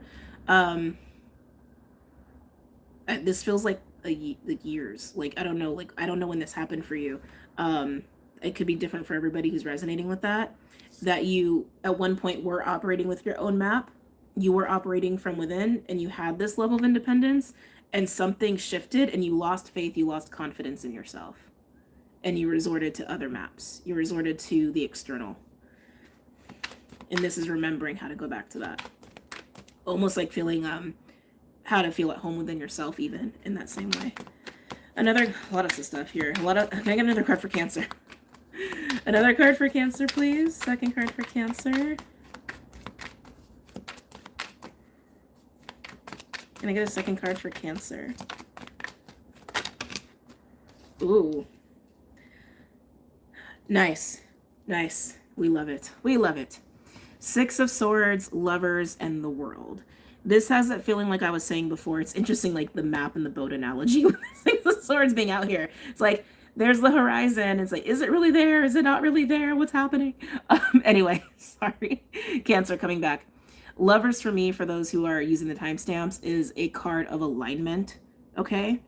It can also be a card of spiritual guided relationships. It's also a card of making big life decisions. Six of Swords is about making it to peaceful, balanced, calm waters. The World is closings of cycles, opening of cycles, Saturn return cycles, karmic lessons, etc. It's also a bit of a portal energy, but all of this coming out here feels like you getting your own map again, you relying on your own compass, and also you gaining a level of independence. I'm also feeling that the appreciation card that came out for the collective of water, but also embracing yourself and your independence and regaining that faith within yourself with this, okay? And closing out the cycle where you weren't using your own map, all right?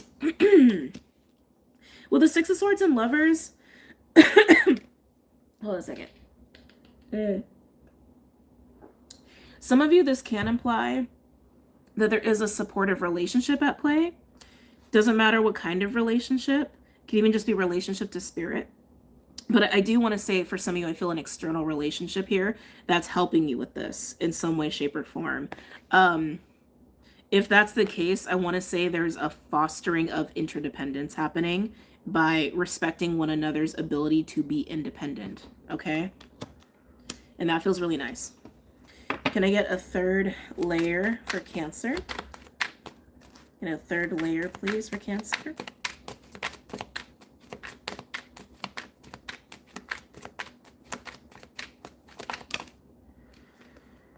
Ooh, can I get a second card for that? Five of Pentacles just came out. Can I get a second card for that? That's okay. Thank you. I feel like it's feeling lost. Okay. Can I get a third? Can I get a second card for the Five of Pentacles? Beautiful. Beautiful. Five of Pentacles and the Eight of Cups. This is getting out of the rough waters, okay? This is getting out of that place of internal conflict, conflict with others, feeling like your map is wrong, all of that stuff. It's finding your way out of that and leaving that behind. Some of you are going to perceive this as leaving behind a cycle where things were unnecessarily difficult, and just weren't really aligned to fostering your own sense of stability and your own sense of security, okay? Some of you guys, this could be about financial situations as well. You could be going through a change with your work. But either way, the Eight of Cups is implying that you're moving into the Ten of Cups, and the Six of Swords is implying that you're moving into peace of mind, all implying your own sense of alignment to yourself through your independence and interdependent relationships where that applies, and you're going to be relying on your own map and your own rules once again for those where that applies, okay? Very nice. Scorpio.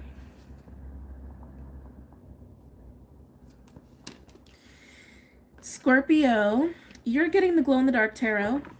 Well, I'm a little nervous for your read because we do have the quarter moon in your sign on the 21st. And it's definitely going to be part of the stripping. Definitely part of that stripping, ripping kind of energy. And already getting to your energy, it feels a little rough. All right, it feels a little cutting, a little abrasive. Doesn't have to be bad, it's just what I'm feeling. Scorpio.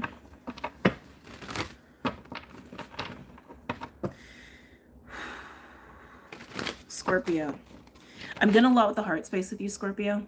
You might want to work with pinks, greens, rose quartz, kunzite, softer energies, soft crystals, softness coming through here, okay? Yeah, you feel very like in your Scorpio right now, and I want to say it's probably the beginning of the week, and I want to say it's because of the quarter moon in your sign, okay? I think you're going to land in a good spot, but remember softness. There's nothing wrong with softness, okay? Even if you're feeling a little ferocious, okay? Any messages or insights for Scorpio? Yeah, they're really highlighting the heart, Scorpio. Two of Wands is your first card. This is a card of crossroads. This is a card of making decisions to start putting your energy, dedicating your energy to a new path. It's also about navigating changes, but it's you taking initiative to do so and picking the path that you want for yourself. This feels difficult for you, Scorpio, for some reason. Why is this difficult for Scorpio? Can I get a second card on the Two of Wands? Why is this difficult for Scorpio? Not difficult for all of you, but some of you are having a hard time with it. Yeah, and damn it, I knew it. I was going to call it out. Yeah, Five of Cups. That Five of Cups feels like the stripping. Leo also had this. And actually, you came up in Leo's reading. So I'm going on with Leo and Scorpio, especially if you have that in your chart. Definitely watch Leo. This feels like that stripping energy. And it almost feels like, actually, maybe it is the heart just opening and letting some old stuff pour out. But I'm almost getting a little bit of a sacrifice. So a lot of things coming through here, Scorpio. So let's kind of suss this out. Some of you, it feels like relinquishing something so you can choose that wand, so you can choose that path, and you're needing to let something go, grieve something, or literally let something die in order to do that or facilitate that. In that same vein, some of you, that's also just a healing process of that stripping energy that I was talking about, and probably releasing, relinquishing any blockages that you've had that has gotten in the way of you choosing that wand in the first place. Either way, it feels emotional, it feels stripping, it doesn't feel great, and I do feel like you may be having a hard time with this, but it is for your best alignment. So just allow the Five of Cups to happen. Allow the sadness, the disappointment, the grief, the loss to take place, no matter how it's coming up within you or around you. Or I'm not going to say happening to you because it's happening for you, not to be all cheesy, but it is. Some of you, this may be a tower moment or maybe a shift in a relationship that's also influencing that. I know, a lot of stuff. It was just pure channeling and it all just wanted to come out. Okay? But let the Five of Cups happen. It's going to allow you to move forward. Okay? Oh, we're just getting started with you, Scorpio. Any other messages or insights for Scorpio? Yeah, the heart, Scorpio. Ooh, ooh. Ow. Tell me more for Scorpio.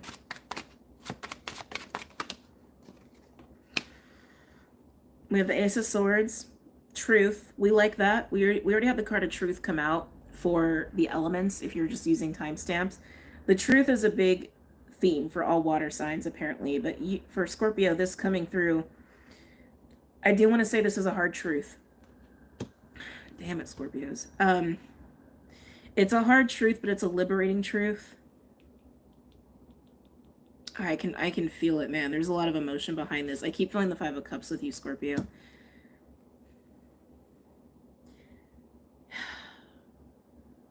Scorpio, whatever you're grieving, relinquishing, it does feel like you're being cut away from it with the Ace of Swords because it has been holding you back. Some of you, this is a relationship. Some of you, this is, I want to say, an identity or even like a map, right? The way we've been using that with the element today of water. You're just having a really hard time letting it go. I mean, you are fixed water. Like Scorpios attach. It's just what Scorpios do. Scorpios hold. It's just, you know, possession, right? It's just what Scorpios do. Fixed water. It does feel cutting. It does. I think that's why I'm feeling so much in the heart space.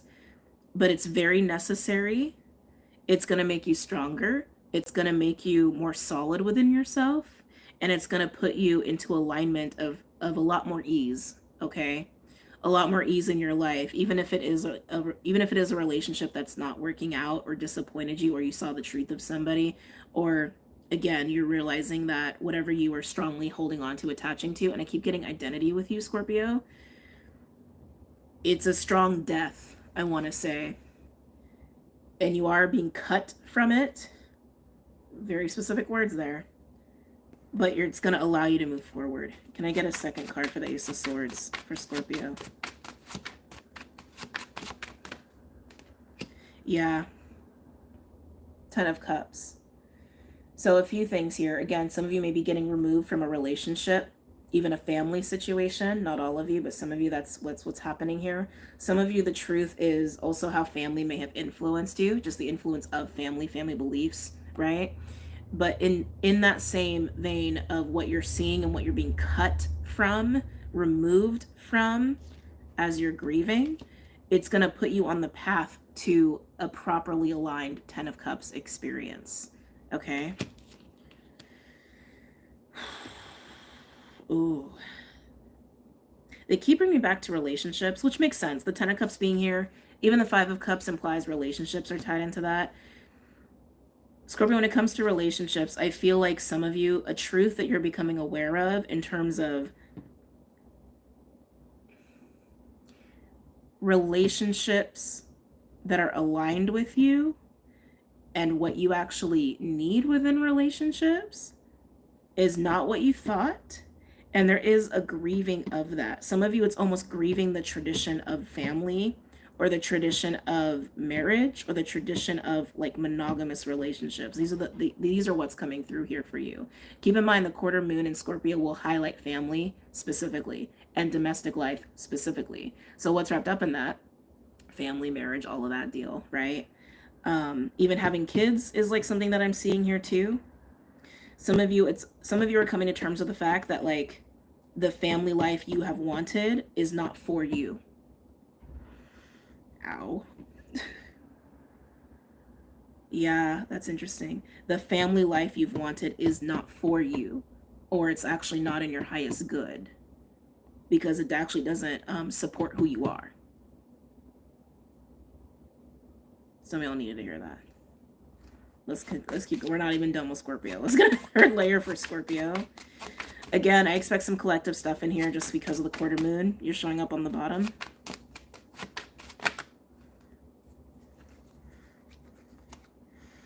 Wow, interesting. Who else had the devil in the... Oh, Sag, your neighbor. Okay. So, Scorpio, this is, again, fascinating. The devil and the Queen of Wands came out with Sag. So if you got Sag in your chart, or you're a cuspy, or again, it is your neighbor, so you got something going on with Sag, regardless, check out Sag, okay? We have devil and the Queen of Wands coming out, but next to the Ten of Pentacles. I feel like this is intertwined with, like, what you thought was for you, or what you identified with is not aligned or supports who you actually are, okay? With the Ten of Pentacles and the Ten of Cups, this is highlighting work and family, which we knew was going to happen because of the quarter moon in Scorpio anyway, on Tuesday, on the 21st, all right? And they are juxtapositions of each other, right? Work life and family life. So as you are coming to terms with one, you're also coming to terms with another. And I'm getting high levels of determination with you, Scorpio. High levels of determination and awareness of, with the Queen of Wands, your passion, what you have passion for, but I'm also getting obsessions. Scorpio, you seem to be evaluating a lot this week, okay? But where your passions are best nurtured, like the best outlets for your passions, I'm gonna say it that way, the best outlets for your passions. They're highlighting the Two of Wands again over here. So the Ace of Wands, which leads to the two, right? You're choosing a wand, you're choosing an Ace of Wands to utilize and act on, right? The Ace of Wands for me has quickly in the last few months become the Ace of Purpose and Fulfillment. So while you're coming to terms with the truth of what's healthy for you in family and relationships, and grieving what isn't and what you have ascribed to previously, there is also the Ace of Wands you're holding as the Queen, the awareness of what is fulfilling for you and what you want to dedicate your energy and passion to. Okay? Okay. Good luck, Scorpio. All right, let's move into Pisces.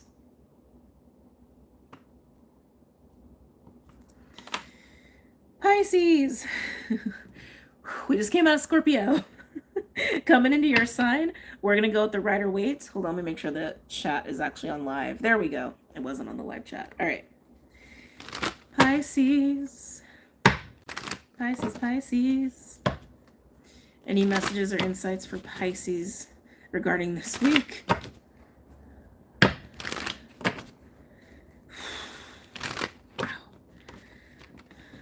So far, just doing fire and water, it seems like fixed signs are having the hardest time so far. I'm very curious about Aquarius, which is your neighbor, Pisces, but let's go ahead and take a peek at you. I feel like Pisces should be good, considering we got Neptune, the North Node, and Venus working around you guys. I feel like Pisces should be good. So let's see. Any messages or insights for Pisces? Off to a strong start, Pisces. We have the Fool. You're feeling good. It's not even just a free energy. That's definitely present with the Fool. But I want to say you're almost got like a pep in your step. Like something is making you feel a little high on life, a little high on yourself, which again makes sense because Pisces is helping to lead us into the future alongside Aquarius. And if that's something that's already innate within you, you're coasting. You're doing pretty good in this energy. Okay. Can I get a card for the Fool? For Pisces. It's too many. Can I get one card, please? for the Fool for Pisces. Ooh, Seven of Pentacles. Interesting. So Pisces, if you've been evaluating something for a while, whether it's been weeks or months, and you're like, do I invest in this? Do I not? Do I nurture this? Do I not? You're deciding to just take the easiest course. The course of least resistance, the path of least resistance is what it looks like, which makes sense. That is very Piscean. It's also very much the energy right now. If it's too hard and too difficult and there's resistance there or friction, you're like, yeah, I just shouldn't. So you're not. And it's making you feel pretty good, okay?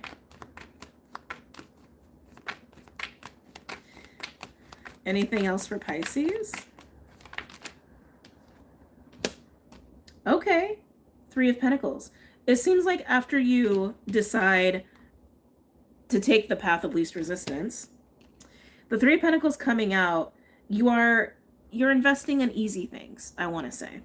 Three of Pentacles can be friends, networks, colleagues. It can be new plans, but it's easy. It's easy because it's not a whole lot of investment at this point in time. It's just easy and it's natural.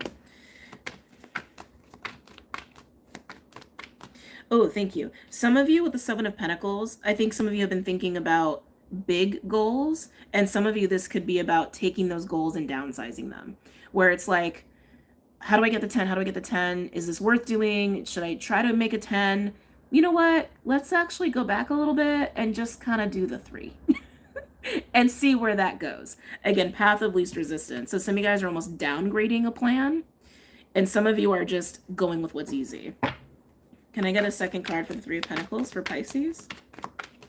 I feel a lot of friendship energy, like relying on friends right now, engaging a lot with friends. Ooh, that's way too many. Can I get less cards, please? Can I get one for the Three of Pentacles? Yeah, beautiful. Ace of Wands. Again, investing in what feels good and what is easy. I keep getting a lot of friends, colleague-like energy here. But again, path of least resistance, and it feels pretty damn good, okay? It definitely feels like working more with seeds or seedlings or beginnings of something versus trying to force something big. Again, some of you could have downsized a plan or downsized an investment just to make it easy. All right. Anything else for Pisces? Can I get a third layer for Pisces, please? Whoa. Interesting. Four of Cups and the Eight of Cups. I'm feeling that Seven of Pentacles again over here with the 4. Both of these are cards of evaluation. 7 is like, what do I do with my time, energy, money, and investments and commitments? 4 of Cups is like, do I care about this? Do I not care about this? How does this make me feel? Do I feel anything? It can also be about getting a little stuck in the past, but 8 of Cups is telling me you're moving past that because it's tied to the 7. So again, if it's not easy peasy for you, or if it doesn't have a natural good flow, you're just not really interested in it and you're moving on to other things. Can I get one more, please? And again, as a result of this, you could just be downsizing your plans or your commitments. Can I get one more?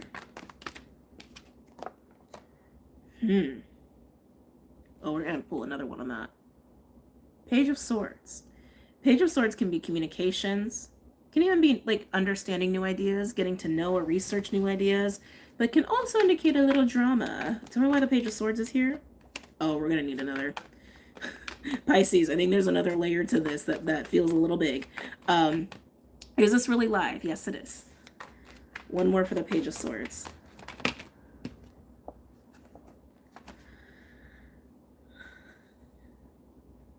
Okay.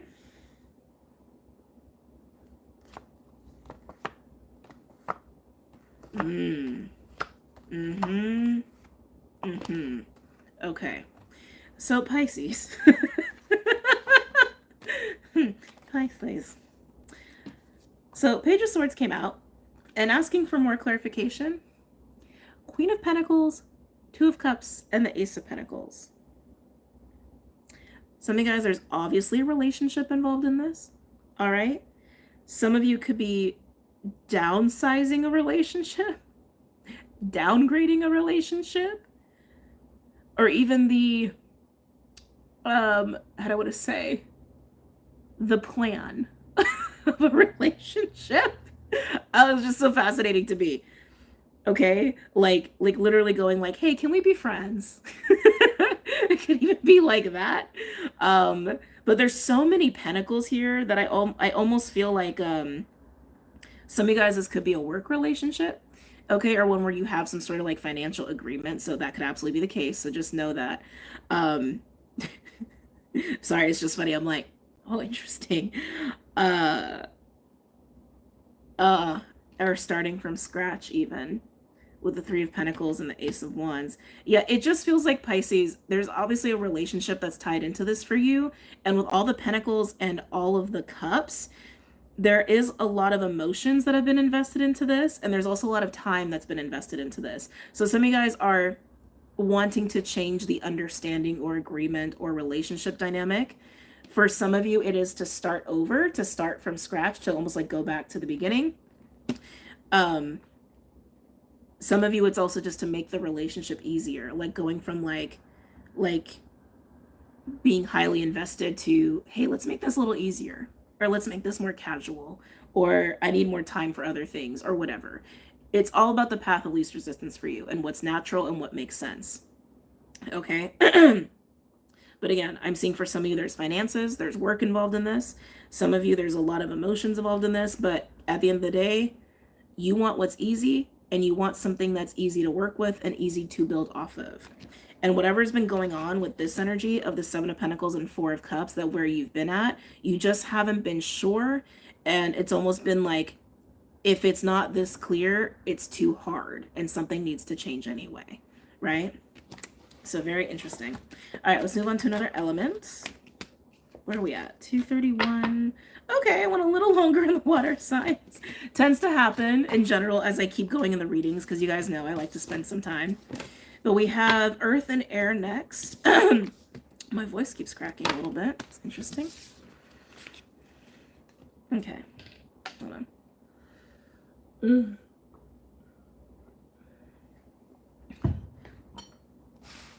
Okay. Air or Earth?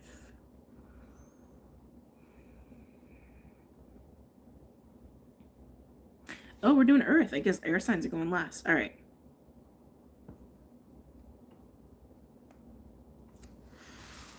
Earth signs.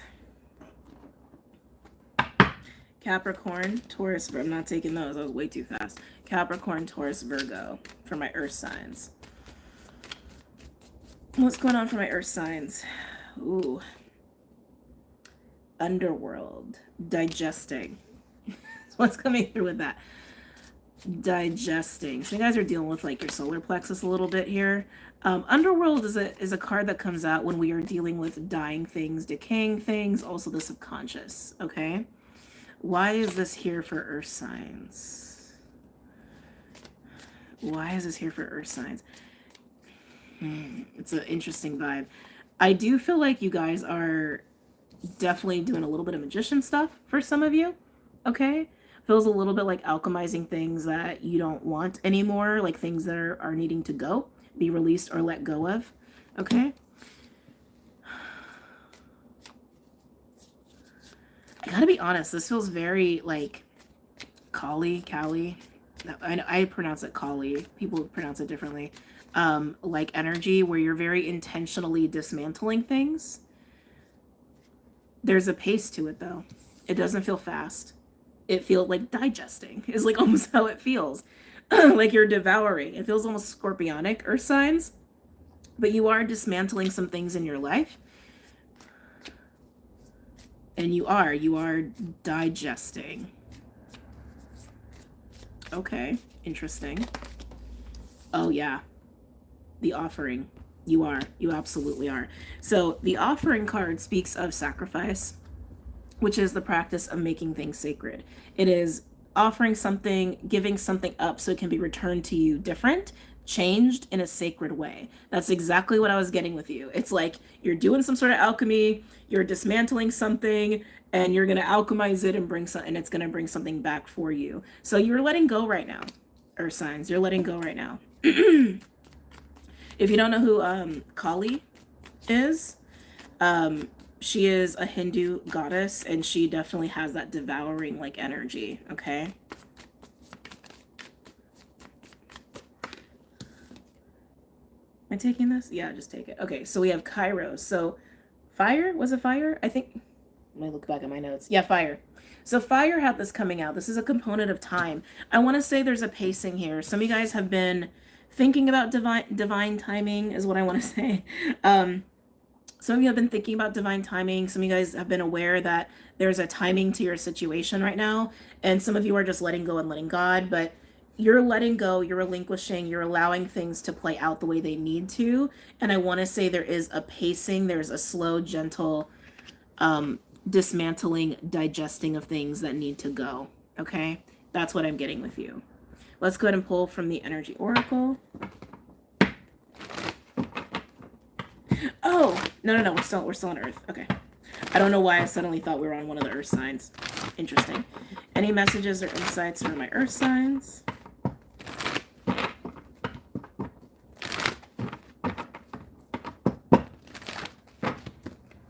One more shuffle. For those who are using timestamps, I'm using Energy Oracle.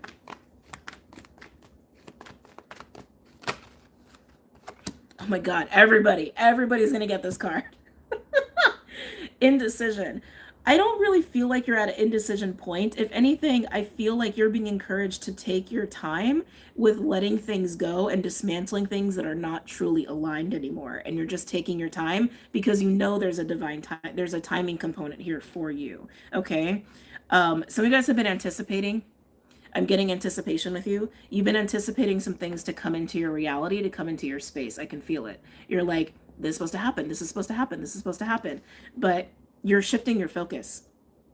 You're shifting your focus to the present. You're shifting your focus to the present to the present in a way where, again, you're allowing for things to leave. You're looking at what you don't want to have in your reality anymore.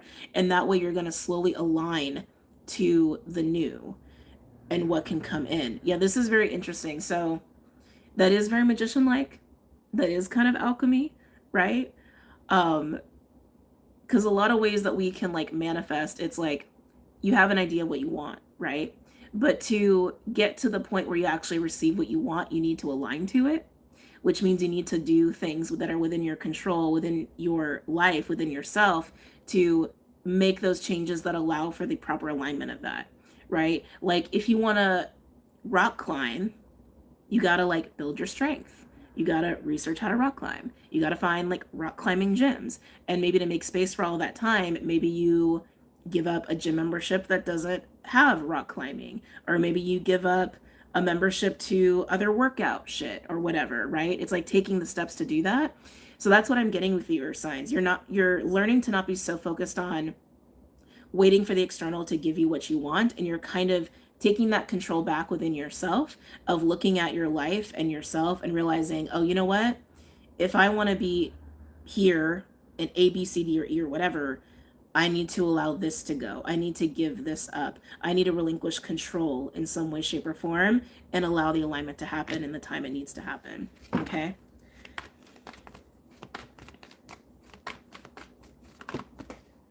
Yep. Door to value. Perfect. This is kind of akin to the Ace of Pentacles. So door to value is how it sounds. It's reaching a new experience, or portal if you want to say, where there is more stability, there is more abundance coming through of what you want to align to. Okay? Yes, this can be totally about your finances. If anything, I think the stuff that you're allowing to leave or you're intentionally getting rid of, how do I want to say this? I want to say has to do with scarcity or has to do with fear or even like habits or addictions even to allow for the flow of prosperity in your life and the things you've been anticipating for yourself. Can I get a third card for my earth signs?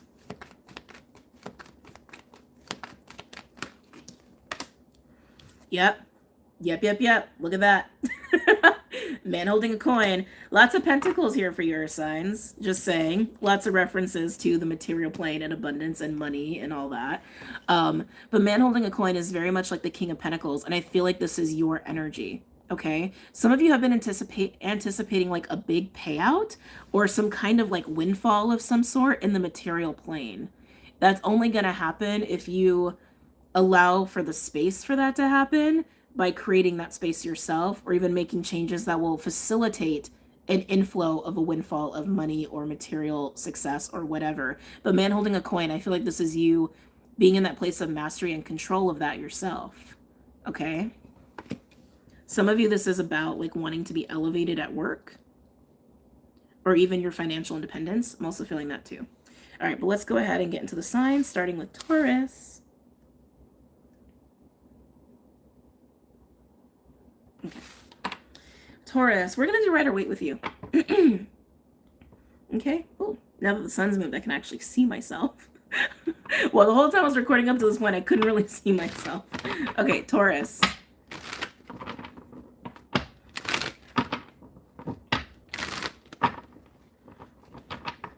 Any messages or insights for Taurus? They show me a porcupine, which is kind of strange. I don't know if you see porcupines. I don't know if that's an animal you vibe with. For most people, I would say no. But that's what they're showing me. I'm like, okay, porcupine. All right.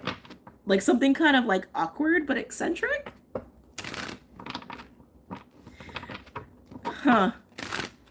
Taurus, some of you may be considering how to monetize your passions. Okay, that's going to be big this year just because of all the Aries energy that we have and all the Pisces energy that we have while Uranus is still in Taurus and will shift to Gemini eventually. That's just a big thing. Okay. Taurus.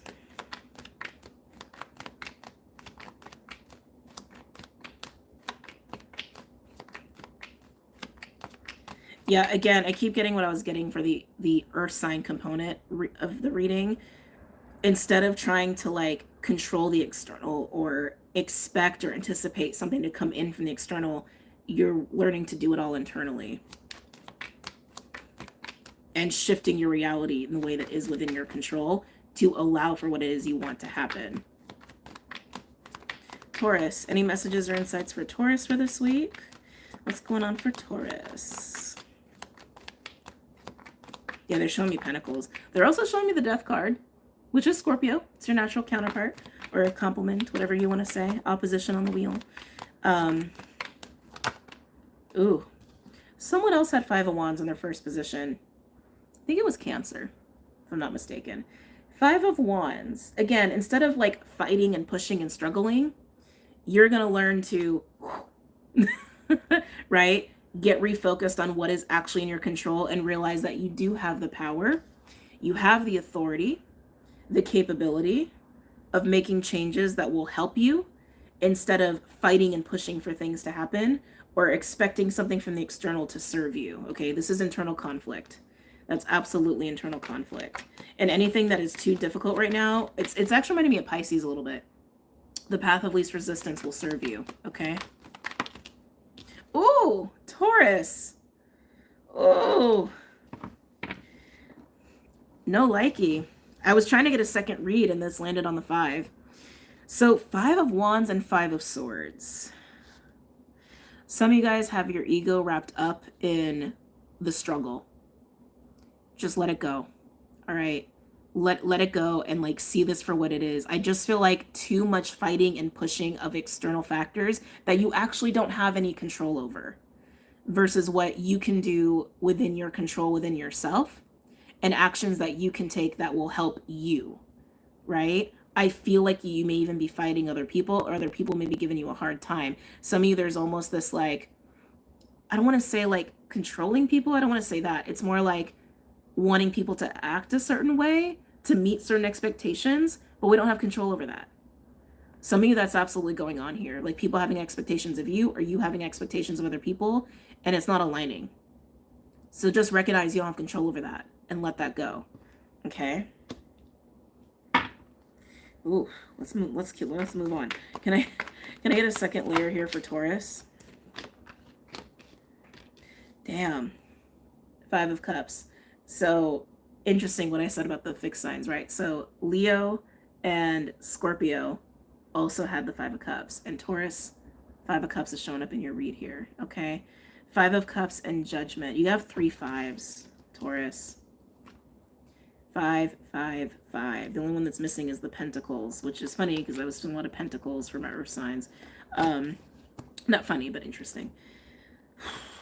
Judgment with the 5 of Cups. This is basically calling judgment on your own disappointment of things not going the way you expect, of trying to have that sense of control of things you don't have any control over. I just got to call a spade here, Taurus, okay? Judgment can be the nudge of spirit. It's also Pluto. It's also fire. Remember, Pluto's really active this week in all the ways already described in the beginning of the video, okay? But judgment can also be a wake-up call. It can also be raising awareness, like an awakening energy. And what I feel is an awareness rising around your disappointment and why you're disappointed and how to not allow that to happen again in the future. And it is by learning that you can't control things that are innately out of your control. You can only control yourself, how you adapt, how you navigate. There's also a lot coming up here with expectations and attachments, and realizing that your relationship to attachments and expectations would benefit from shifting, okay? Okay. Tell me more for Taurus.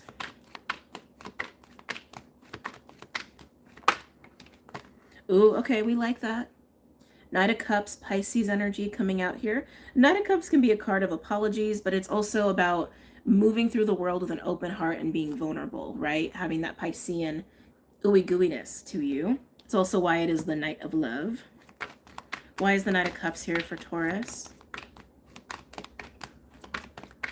Why is the Knight of Cups here for Taurus? Almost I want to say you're embodying. Oh, I knew that was going to come out. Should have called it. Knight of Cups and Empress. So I was about to say, I feel like you're embodying the Knight after this wake-up call. Some of you guys may be giving apologies where need be, potentially to Empress-like energies, but Empress is also Venus, and you are also Venus. So keep in mind, some people may be apologizing to you as well. All right, so take that as it resonates. But it also feels like the lesson here, Taurus, right, is going within and operating from within, not trying to operate so much in the external and control and force. Empress, Venus, feminine energy, again, going within. That is going to be the best modus operandi for where we're at right now energetically. And also is both of these are energies that are fully surrendered and they're not trying to control. They're trying to flow with the river and doing what they can within their capabilities for their best interest, for their best alignment for what they want. And you're learning this. You're learning this is the key. Some of you there, and keep in mind, this is a general reading, so it could be about someone else. It doesn't have to be you. But also with North Node and Pisces, it's also very much the lesson of love and faith and compassion and gentility is the key for things to work out right now. Not war, not fighting, not force. We went from North Node Aries to North Node Pisces. Okay. Woo. Wow. All right. Virgo.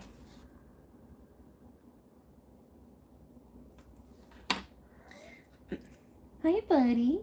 Hi. Virgo. Are you getting unicorns or are you getting the glow in the dark? Which one is Virgo getting? Glow in the dark. Okay. Virgo, you have the glow in the dark tarot.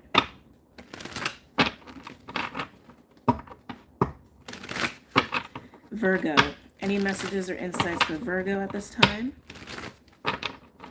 For this week? What's going on for Virgo?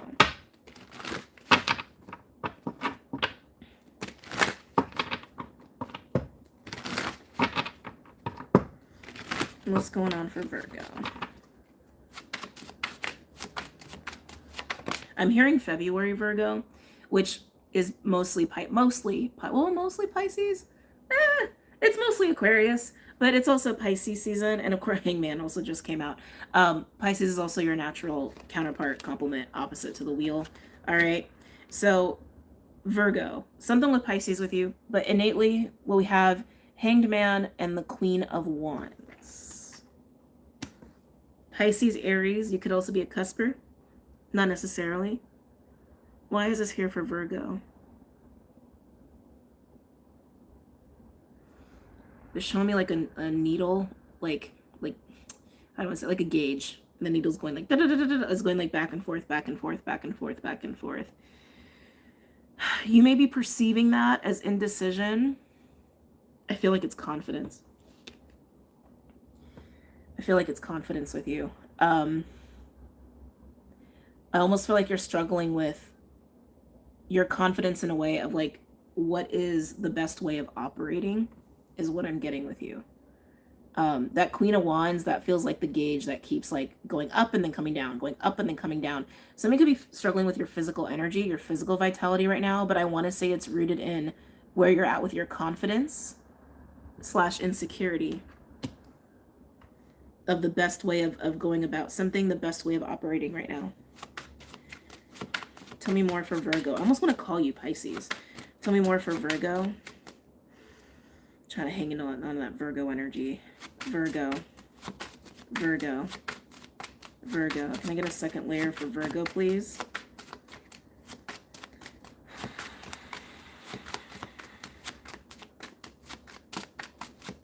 For Virgo. Page of Swords is coming out a lot for people too. So now we have Page of Swords coming out. Feels very cerebral. Feel a lot going on in the mental space. Why is Page of Swords here for Virgo? Oh, Lord. Oh, Two of Cups. Okay, Virgo, you're clearly dealing with somebody this week, whoever they may be to you. I feel like you're over here. You're not sure the best way to handle something. You're not sure the best way to approach something, how to operate in this kind of space, right? And so your confidence and insecurity keeps like, you feel good about it, and then you don't. And then you're like, I don't know, this felt right. Now I'm not sure. And again, you're clearly dealing with another person. Maybe you just don't know how to handle them. All right. Like you don't really know the best way to approach them, which is why I feel a lot of mental energy here. Some of you, this person, there could be an age gap or even just a life experience gap. Okay. I am getting a little bit of a immaturity here. Can I get one more for the Page of Swords and the Two of Cups? Oh, yeah, the right thing. Justice. Something needs to be balanced out with you and this person. And you're the one who's wavering on how to handle it and the best course of action. Can I get a third layer for Virgo?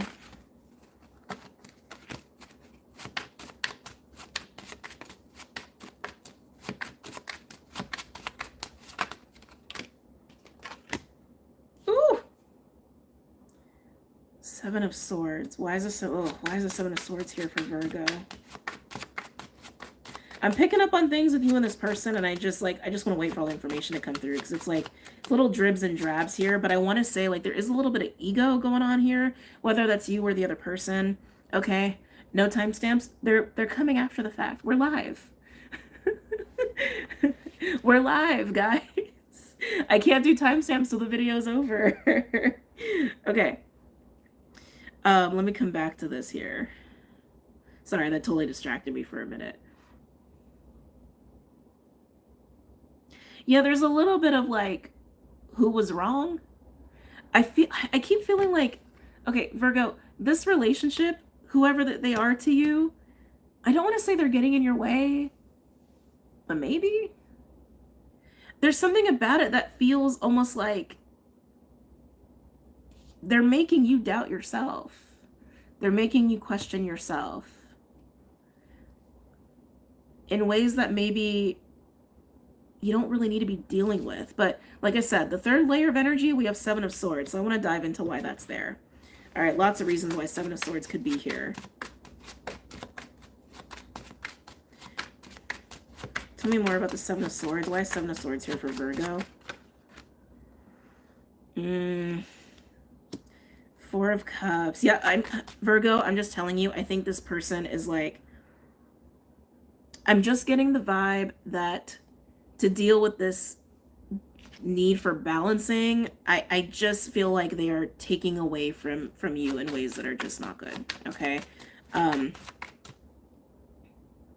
The waving in your confidence is what's bothering me. Can I get one more for the Seven of Swords? Yeah, okay. We have Seven of Swords, the Four of Cups, and the Six of Cups. The 4 and the 6 imply the 2, which we already knew was here, right? So the 6 and the 2 imply that you have a history with this person. So maybe this could be somebody that you feel like you have a really strong connection with. But the 4 of Cups with the 7 of Cups, there's this feeling of like a part of you is not really invested. Okay, I just gotta call it out. It's actually reminding me of the Pisces reading. A part of you is just not like really invested in this. And with the 7 of Swords, maybe something actually has happened that isn't so good between you and this person, almost maybe making you uninterested. And it could be the other way around. But while there is this feeling of like, oh, this should be balanced out, I'm not going to say ignore it. Don't do that. But maybe come to terms with the fact that maybe this isn't a relationship that you want to invest in anyway. Because you're wavering on what you want. You're wavering on your confidence. And the fact that you're a queen and they're a page, I'm just saying, like, yeah, I feel like the best course of action is decide if this is something that is even aligned with you anyway. Okay? All right, interesting. That was like pure relationship read. Capricorn. Oh, the timestamp 25555. All right, Capricorns, you guys got the unicorns.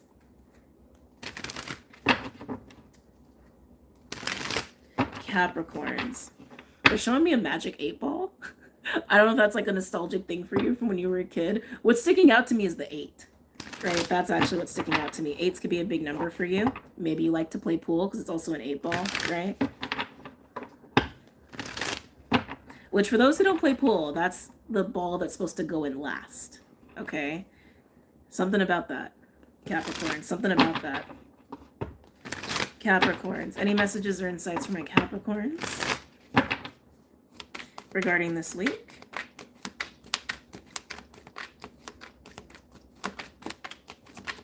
Any messages or insights for my Capricorns regarding this week?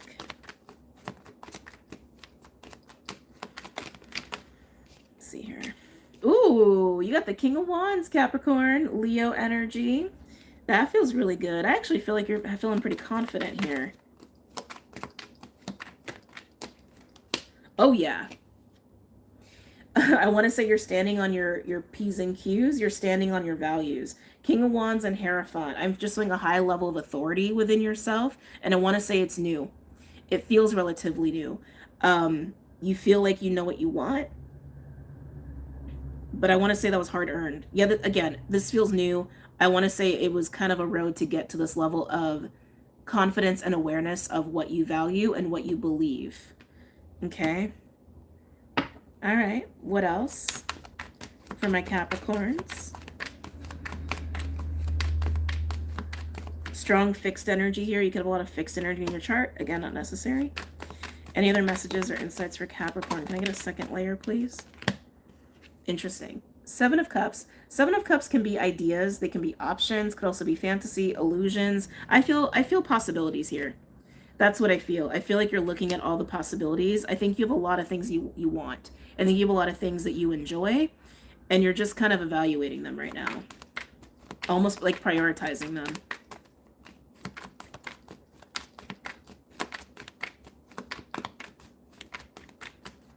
Anything else for my Capricorns?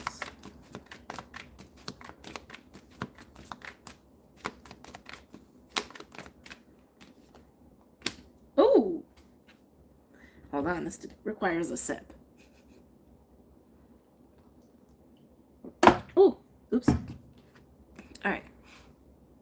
7 of Cups and the King of Cups. Like I said, there's a lot of things you want that you desire, and you're just evaluating that. The fact that you're coming out as the King of Cups tells me that you are operating from the heart space, which is great because with the King of Wands and the Hierophant as the previous energy, this is all about authority. This is all about power, which I feel like you have recently attained or acquired or found a nice relationship with. But the fact that you're dropping into the heart and you're like, okay, now that I feel confident, now that I feel good, now that I feel stable, how do I prioritize my wants? Some of you, it's emotional needs, but you're in the heart space doing it. Very crucial. Can I get one other card for the King of Cups here?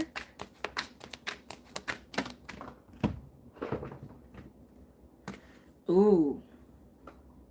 3 of Swords. Three of Swords. This feels more like discomfort than heartache to me, which the Three of Swords speaks of both of those. The Three of Swords with the Seven of Cups, I just feel like you're trying to sort out what you really want. You have the confidence, you have a strong sense of values and ethics. And now that you're getting into your heart space, Capricorns, you're just trying to suss out what should be priority number 1, number 2, number 3 when it comes to your feelings and when it comes to your heart's desires. Three of Swords and Seven of Cups can imply some sort of like emotional confusion.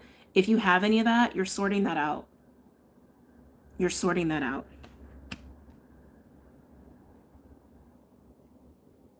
Yeah, you're sorting that out. Can I get a third layer for Capricorns? And I am hearing the word healing too. I am hearing the word healing. Broken dream. Some of you guys are healing a broken dream of yours. That to me feels like resurrecting an old desire or dream and trying to make it happen. Can I get a third layer for Capricorn?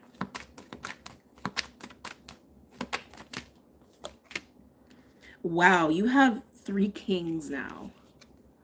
King of Swords. You have King of Wands, King of Cups, and King of Swords. So similar to Taurus, where they had the 5 of Wands, the 5 of Swords, the 5 of Cups, they didn't have the 5 of Pentacles, and you don't have the King of Pentacles out here.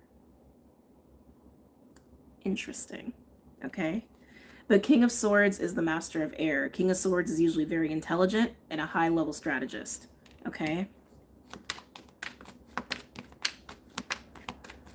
I feel like this is you almost aligning your mind and your heart when it comes to your priorities. But you're getting in your heart first.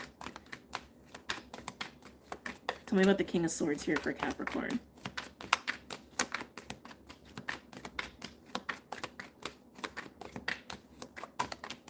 Sorry, they're bringing me back to the heart. When you're in the heart, you may need to take some time to do a little healing here, okay? And especially around broken dreams. That term is very specific. But coming back to the King of Swords for Capricorn, which is Aquarius. Talking about the King of Swords for Cappy.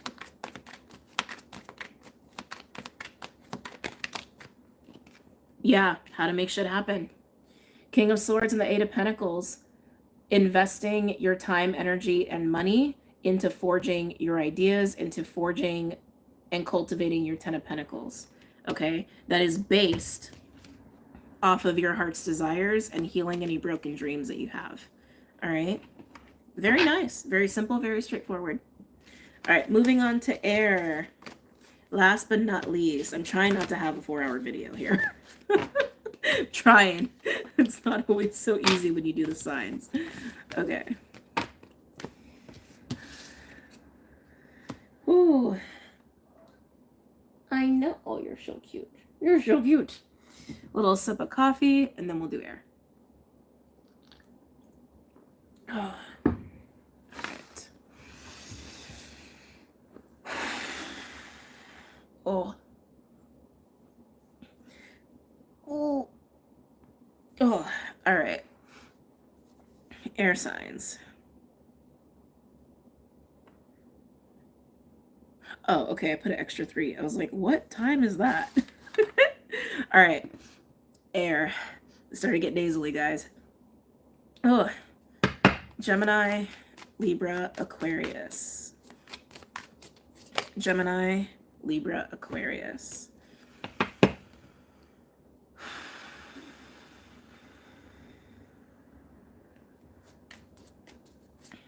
Air signs. I'm getting sacred mountain energy with you. That's taken some time out to get clear. The fact you guys are going last, I find is kind of fascinating because normally it's the most intense reads. Not always, but most of the time it is. Okay. Yeah, I'm getting sacred mountain energy with you. If you don't know what that means, it's basically taking time to gain perspective. Sometimes that comes with taking some space. All right. Taking some quiet time, taking time away from people. Sometimes it's about taking time with communing. Okay. But you're needing to get clear about something. Gemini, Libra, Aquarius. Interesting.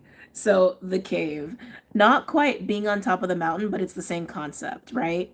The cave is like going into a den going into a more like confined space or taking space to discover something, to discover the light in the dark. Sometimes it is a pull that comes with this card specifically, but I feel like you're being called anyway. I feel like you're being called to go into Sacred Mountain energy, Sacred Mountain time, to get very clear on some things, okay?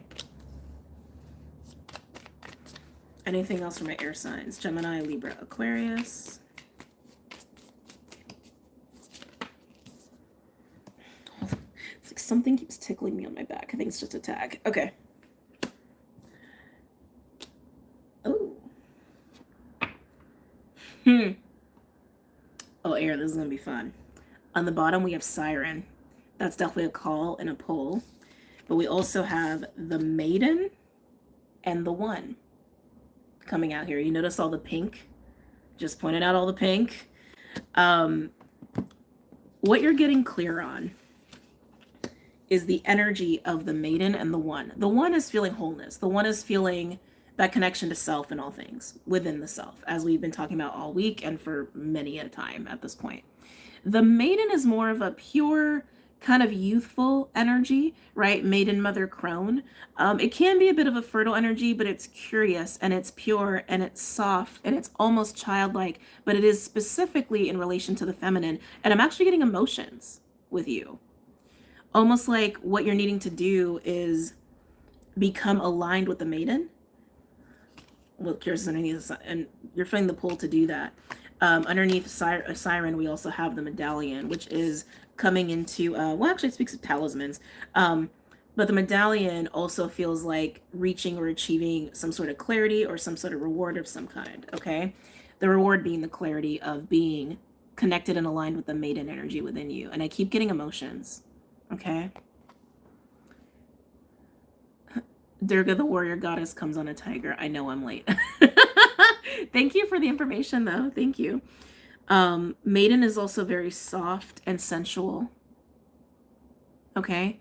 I feel like the Maiden for you is can represent a lot of things. So take it as it resonates. It can represent your own feminine energy. It could represent your own emotions. It could represent your inner child. It could represent your own sensuality. It could represent your own, I'm hearing fertility, purity, your connection with the divine even. But it feels soft and it feels emotional and it feels sweet and it feels kind. To get clear on that within you, or even that kind of energy in your life. Allowing that in a little bit. Interesting. Let's get Energy Oracle out here. You're almost feeling like a water sign, air signs. Any other messages or insights for air, Gemini, Libra, Aquarius?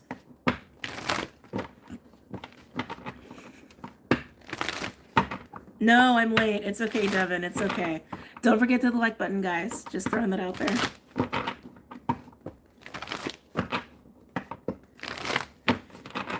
Any messages or insights for my air signs for this week?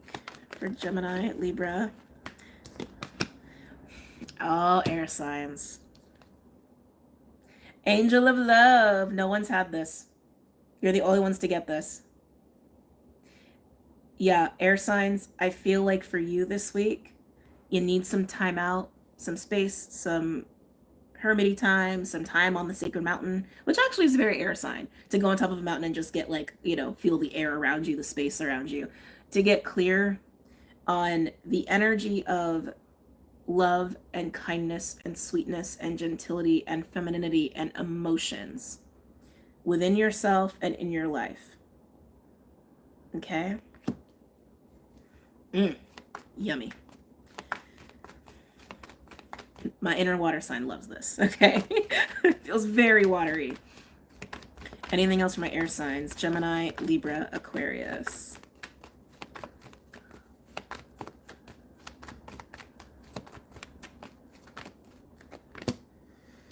There you are, air sign, the thinking woman. Gotta love it. Gotta love it.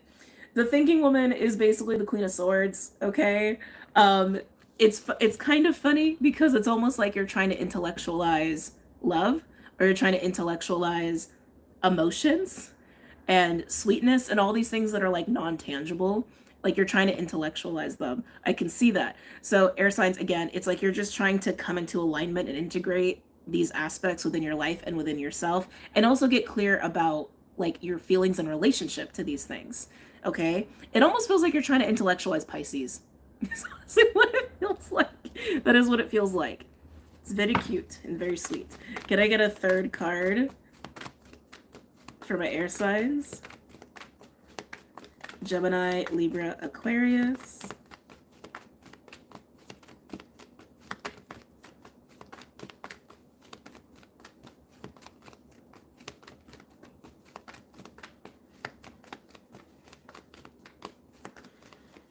Air signs. Within this, I also feel like, who else had soften? Scorpio also had soften come through. This is also about adding softness, okay? Adding softness to you, to your life, to certain situations. Especially if you're contemplating something very specific in your life right now, adding softness to your approach to that. Can I get a third card for air signs? Heard some dogs.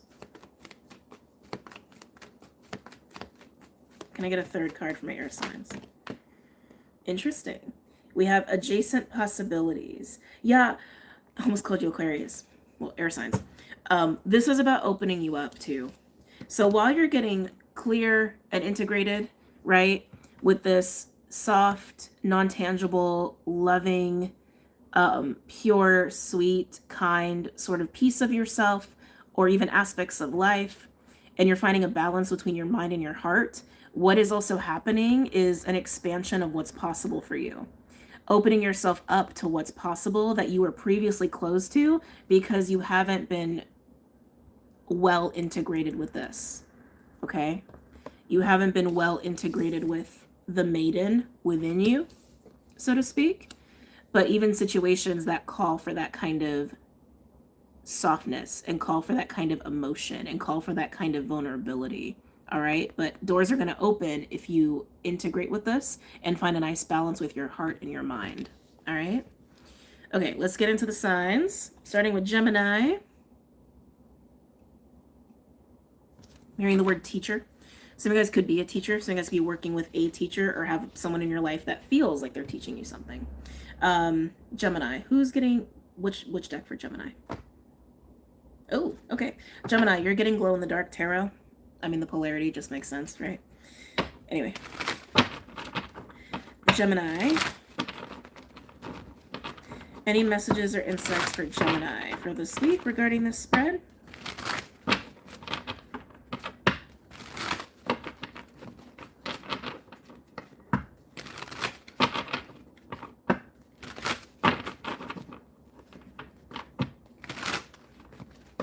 One more. Okay. For Gemini, any messages or insights for Gemini for this week regarding the spread? Well, that's a lot of cards, Spirit. They want me to keep all of them. That's a lot. Okay. Oh, that's way more than I thought. Okay. So first of all, Four of Wands, Six of Cups, and the Nine of Pentacles. Already, just between these three, there's clearly some sort of reflection or awareness. I don't know if I said reflection. No, I think I did. Reflection or awareness of your independence, right? With foundations and relationships. The Six of Cups and patterns with all of these things, like patterns with your independence and relationships and foundations, okay? Also, I'm hearing role in the home, position in the home. Six of Cups and the Four of Wands can speak to relationships, foundations, or home life that are related to or exacerbate your patterns with the Six of Cups. Six of Cups is also like soul contract energy and soulmate energy, although technically I think we're all kind of soulmates on a certain level, but also childhood and nostalgia. There's a lot going on here for you, Gemini, about patterns and the past and how that relates to your experience of independence and foundations and relationships, okay? That alone. And then we have Two of Pentacles and Magician. Again, you are reflecting on this, you're looking at this, you're observing this. And with the Two of Pentacles and the Magician, it's like you're trying to figure out what to do, or like how to shift that, manage that, or like, I don't want to say this, how that affects your movement. Okay. But there's clearly evaluation here. And with Magician, it's also understanding or being aware of like, well, what can I do with this now? Where can I go now if I'm like reflecting on these patterns and independence versus relationships and the role that your past plays in that? Okay. Jesus, making me work hard, Gemini. Can I get a second layer for Gemini? Ooh, and where's the most value? Interesting. Where's the most value? Do you have more value in the Nine of Pentacles? Or do you have more value in the Four of Wands? Four of Wands almost always involves other people. Nine of Pentacles is a high level of independence within yourself.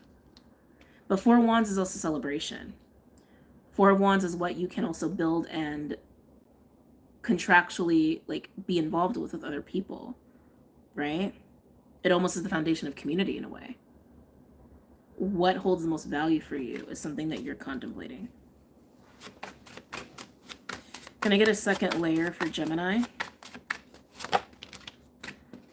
Okay, makes sense. Ace of Wands is the ace of passion and fire and vitality and excitement and motivation and drive and sexy and lusty, but it's also the ace of fulfillment and purpose for me as a reader. Okay. So we kind of like knew that was already going to be part of this bag and this deal for you. Why is the Ace of Wands here for Gemini?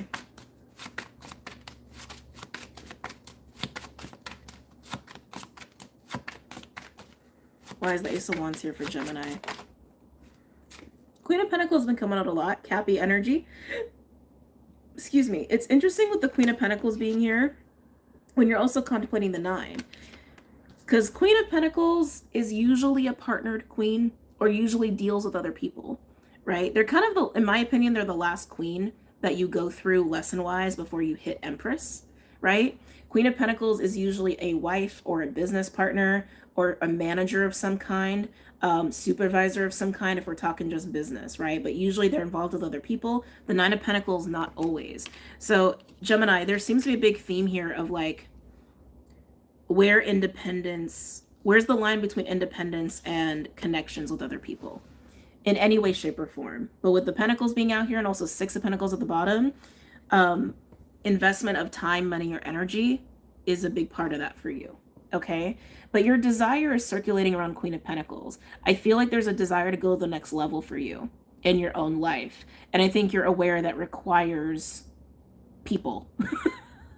Or that requires a next level of dedication to people because you want to go to the next level in some way, whether it's work or just your personal evolution, right?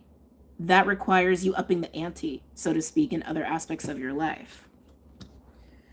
Some of you could just be desiring a Queen of Pentacles person as well.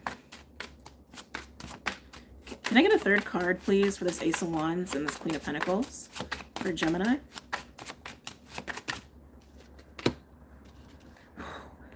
Wow. Gemmy gems. Okay. We have eight. Yeah, you definitely want to go to the next level. We have Ace of Wands, Queen of Pentacles, Ten of Pentacles, and the Star. This is you, again, wanting to go to the next level. Some of you, this is about making your sense of fulfillment and purpose a freaking reality. Okay. With the Ten of Pentacles and the Star. This is you wanting your wish fulfillment. But I keep hearing next level, and what you're starting with contemplation-wise is the Nine of Pentacles against the Four of Wands. So it's like, again, you're trying to understand, even in your like magician-like way, of what choices do I need to make that happen? How do I make that happen? And I keep getting the consensus is, if you want to go to the next level, Ten of Pentacles, Queen of Pentacles, both of that involves next level relationships or next level dedication in relationships to get there. No one makes it to the Ten of Pentacles on their own. I'll make that very clear. Nobody makes it to the 10 of Pentacles on their own. It takes a village, so to speak, or at least takes at least one other person, but that's not a solo venture, okay? Can I get a third layer for Gemini, please? Yeah, 6 of Pentacles is still showing up at the bottom. That's give and take with other people. If this is about a Queen of Pentacles individual, like a relationship, I feel like Gemini, you're just weighing up the pros and cons of independence versus commitment, is what I'm seeing here, okay? If that's the case for you. Can I get a third level, please, for Gemini? A third layer of energy for Gemini in this read? Gemini, you got a lot of freaking cards. Sacred Mountain Time. Hermit. Okay. Strong Virgo energy. You have so much earth in your reading, Gemini. You could have earth in your chart. I'm just kind of amazed at how much earth is here. 9 of Pentacles, 2 of Pentacles, 10 of Pentacles, Queen of Pentacles, Hermit. Like, that's like half your cards.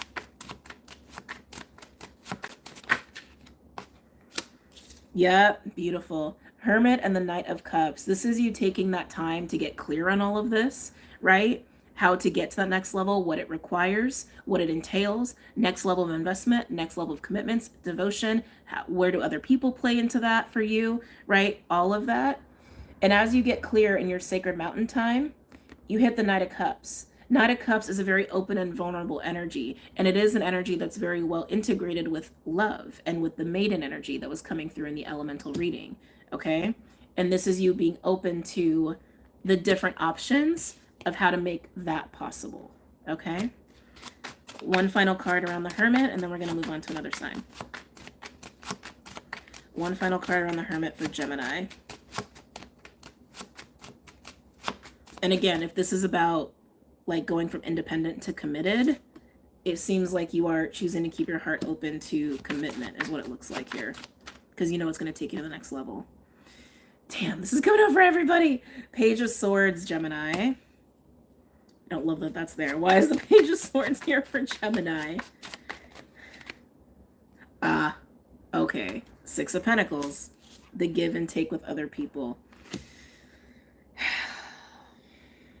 So while you're being open to what's going to take you there in your elevation, which again, you're aware that people are part of that, the Page of Swords being here, it's not terrible.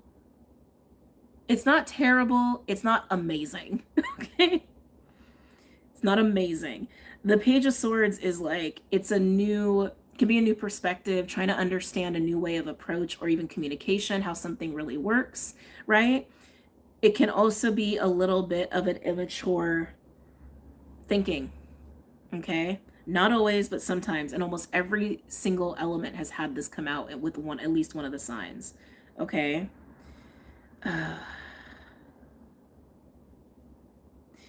Yeah, it's like, you're in the right position. You're being very clear about this with yourself. I just want to say, like, the actual words that come out of your mouth, something feels a little amiss. So if you're approaching other people or trying to, like, you know, deepen your relationships as you're trying to get to the next level of your life, of your work, or common goals, whatever, or a commitment, just be aware of the words that are coming out of your mouth versus your intentions, okay, is what I want to say there. But overall, looks pretty good, Gemini. All right, let's move on to Libra. Libra.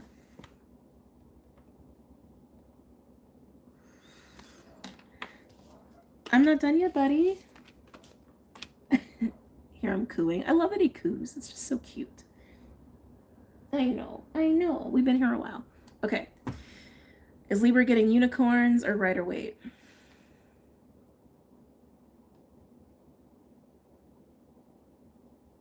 Rider weight for Libra. Okay.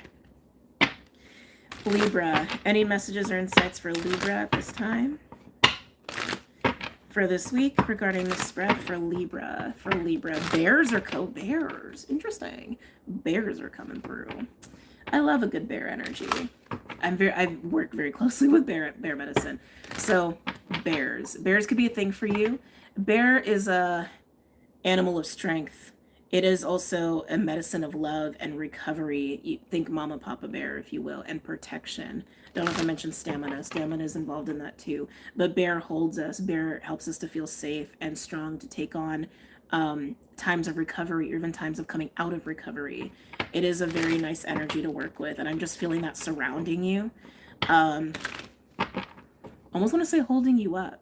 Libra, for some of you, this almost feels, yeah, like you almost like have like an animal guide. Some of you, it's an ancestor that's giving you a lot of support and love right now. Encouragement is what I'm hearing too. Encouragement, encouragement, encouragement. That's not all of you, it's just some of you. Libra. Any messages or insights for Libra this week? Ooh, Libra, the heart's doing stuff. Ooh, the heart's doing stuff. Wow. That bear will do that. Bear will help with that. Libra. I want to say your heart's getting stronger. Your heart's getting stronger. Am I taking these? No. Any messages or insights for Libra? Knight of Cups. This is Pisces energy. This feels like the bear to me. It almost, I want to say it's almost like, yeah, like supportive, like support of the heart. Support of the heart is coming through with the Knight of Cups. Some of you, this is actually representing a guide. Some of this is representing a friend or someone in your life. And I want to say they're offering support to you. You're receiving support this week. Oh, that feels really good. Of course, that could be reversed, or you could be offering support to someone else, but it's support of the heart. Very specific. Oh, man. Yeah. 10 of Wands. Am I taking that? No. 10 of Wands. Starseed, thank you for the $9.99. Thank you. Thank you for all your dedication and support. When your messages hit, they hit. Thank you for all that you do. Learn so much. Yes, thank you so much. Thank you. Yeah. 10 of Wands. 10 of Wands is burdens. And actually, in the Lenormand deck, 10 of Wands is associated with the bear. The bear card, specifically. So you're getting some love and support right now this week if you receive it. It's about receiving it. Some of you, burdens that are within your heart that you've been holding on to in your heart space, maybe getting released this week or breaking open this week. Can I get a second layer of energy for Libra? King of Swords is coming out here. It's a weird energy, and it's a weird energy off of this card. Very stoic. Very stoic. So I'm getting this a couple ways. Some of you, it almost feels like the King of Swords has been a mask of yours, or like a representation. And I want to say, like, yeah, there's just been something going on with the heart with you, Libra, that is being dealt with this week. And some of you have had this King of Swords mask. Some of you, this is someone you've been dealing with, I want to say repeatedly, like a repeated archetype, or someone you've been dealing with in multiple cycles. If it's more of an archetype, it's like you've been dealing with the same kind of people, just different bodies, right? Different faces, same person, right? It's funny, you could be a Gemini. It's very Gemini too. And some of you, it's your own mask, but it feels stoic. Not warm at all. Interesting. Tell me more about this King of Swords, why this King of Swords is here for Libra.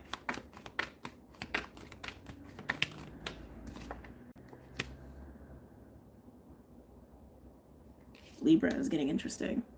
We have Knight of Wands, which is Sagittarius energy. So whether this is your, actually, this is reminding me of the patron reading that I just did over the weekend. So with the King of Swords, whether it's your own mask or it's a repeated archetype or repeated cycles you've experienced with people of the same kind, right? You understand what I'm saying? What's underneath the mask is the Knight of Wands.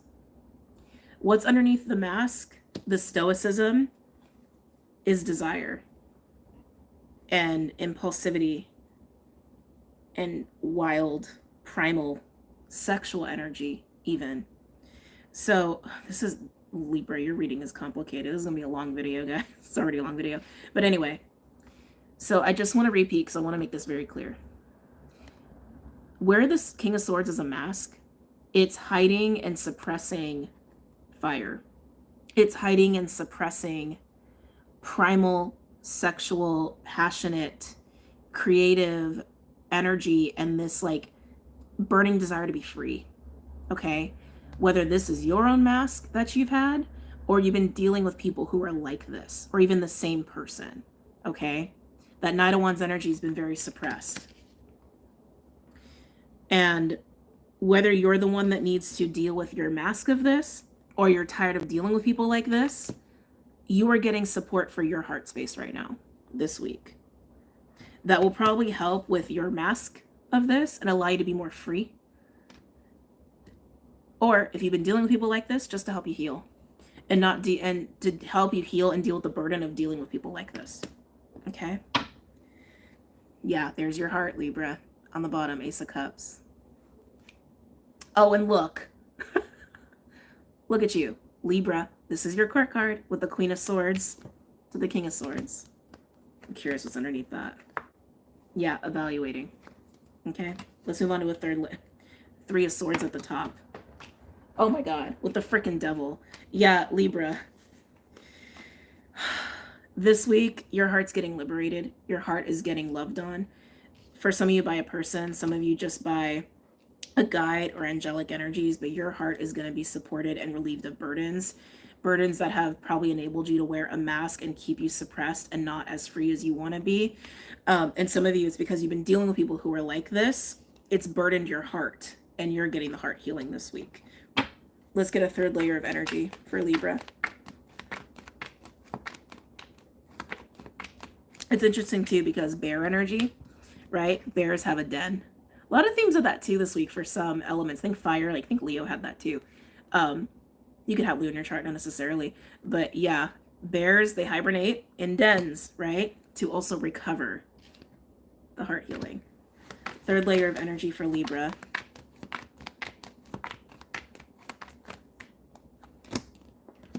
Whew. Two of Pentacles and Four of Pentacles. Oh, not loving that. Not loving that. The Four of Pentacles is a card of power. It's a card of trying to hold on or maintain, even like saving money. Holding a position is what I'm hearing. It's also my closed heart chakra card. And in your reading, that feels important to mention, okay? Trying to hold a position of power is what I'm feeling with the Four of Pentacles. And the Two of Pentacles is almost feeling like difficulty maintaining that.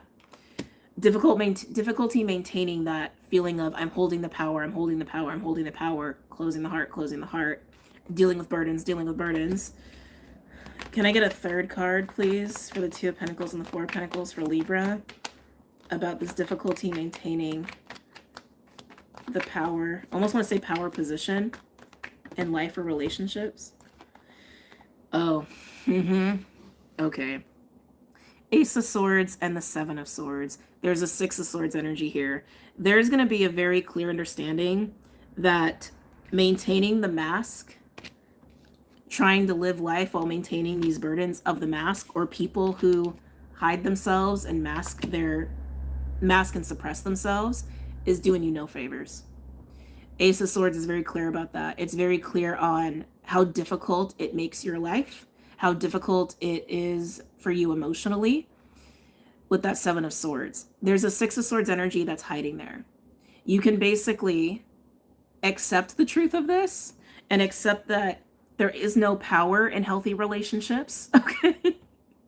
And there also is no, like, hiding the true self in a way that's healthy, right? You can accept that and move on with the Six of Swords, or you can keep dealing with the Seven of Swords and keep dealing with this difficulty, okay? If this is more in the realm of you dealing with people who mask, I feel like there's also this awareness too of they're always going to hide from you, or they're always going to hide shit from you. How much you want to deal with that is up to you, right? Okay.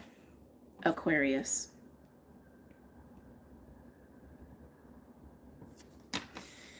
Woo! Last but not least, Aquarius. You guys are getting the unicorns. Any messages or insights for Aquarius?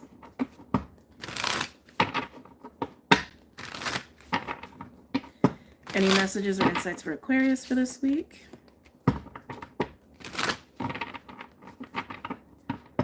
What's going on for Aquarius this week? What's going on for Aquarius?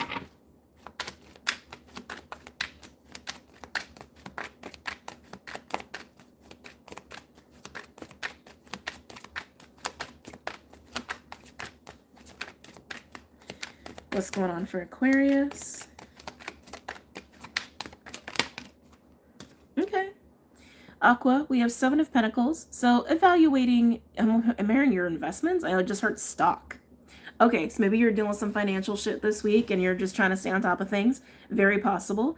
But the 7 of Pentacles is always looking at what you got, what you can do with what you got, and where you want to go with what you got. So it is taking a pause to just kind of look at the aspects of your life here. Tell me why the 7 of Pentacles is here. What specifically is Aqua evaluating? I'm hearing, does this bring me joy? Citrine may be a crystal you're drawn to at this time. I'm also hearing, why am I doing this, is what I'm hearing. Interesting. So yeah, Aqua, while the 7 of Pentacles can be kind of minor, I feel like some of you guys are kind of contemplating some major things. Like, the stuff you've been dedicating yourself to, if it even makes you happy, if it's even worth it. Like, I've been doing this, but wait, why am I actually doing this? Some of you guys may have gotten a little strayed away from your actual intentions of some of the things that you devote your time and energy to. Yeah. Whoa. Okay, not taking all those. That's way too many. Way too many, Spirit. Way too many. 2 of Cups is here. Sometimes people are too much of an investment, right? Okay. Tell me more about the 7 of Pentacles for Aquarius. Yeah. The devil. Yeah. What you've been dedicating your time, money, and energy to, Aquarius, you're looking at it and it's like, why do I do this? Is this even healthy? Is this even what I want? Or am I just bound to it? Or am I doing it because there's a level of addiction or coping mechanism as to why I dedicate my time, money, and energy to these things? Some of you guys are almost evaluating your work habits, like a little bit of workaholic stuff going on there. One more for the 7 of Pentacles and the devil for Aquarius. Is everyone still there? We still live. Alejandra, you're still here too. Yay. I know it's a long one today. Felt necessary with everything going on this week. One more for the 7 of Pentacles and the devil for Aquarius. Yeah. Yeah. Came back from food. Good. I hope it was good. Justice. Libra energy here. I just felt Scorpio, but Scorpio's not in this reading. Interesting. Anyway, yeah. What am I dedicating to, and what do I need to cut for my own balance and sanity and health? And what's actually good for me? What's not? What do I actually want? What am I doing out of obsession? What am I doing out of compulsive whatever? What am I doing just because I'm on autopilot? All these things. So a lot of evaluation here that feels big, and I kind of felt that. The 7 of Pentacles, like any of the minor arcana, they're normally like surface level things. But I was feeling major energy, and we had 2 majors come out, so that makes sense. Let's get a second layer of energy for my aquas. Any other messages or insights for Aquarius?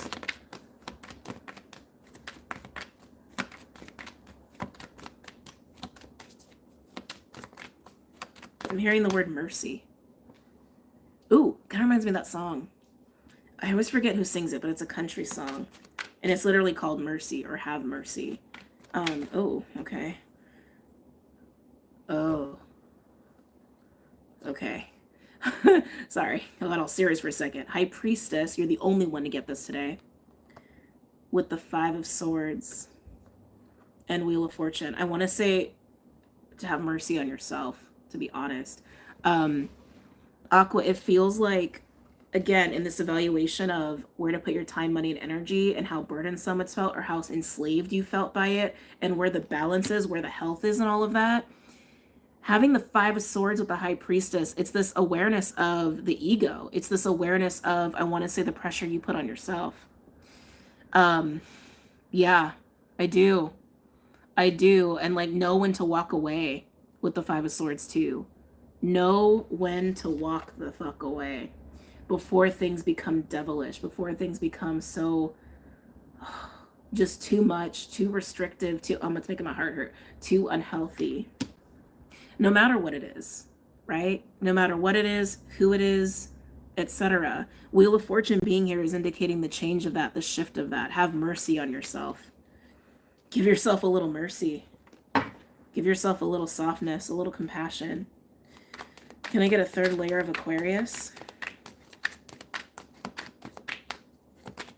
Now I can't stop hearing the song. Can I get a third layer of energy for Aquarius regarding this spread? Any other messages or insights for Aquarius? Queen of Swords. You're the second sign to get this peeking out. Libra also had this if you're using the timestamps. Queen of Swords is discernment. Queen of Swords is the minor to the major high priestess for me as a reader, because the Queen of Swords is the epitome of balance, you, right? Being in the world of it, like the high priestess, but also water and air. Logical, factual truth, hard facts, and non-physical, intuitive, emotional truth. Being able to hold both of that, embody both of that, and act from that mind and heart connection, alignment, very high priestess-like. So you have the minor and the major here of that same energy of clarity and discernment and seeing things for what they are. Very big for air signs this week. Tell me more about the Queen of Swords here for Aquarius. Yeah, I can't stop hearing it. Have mercy.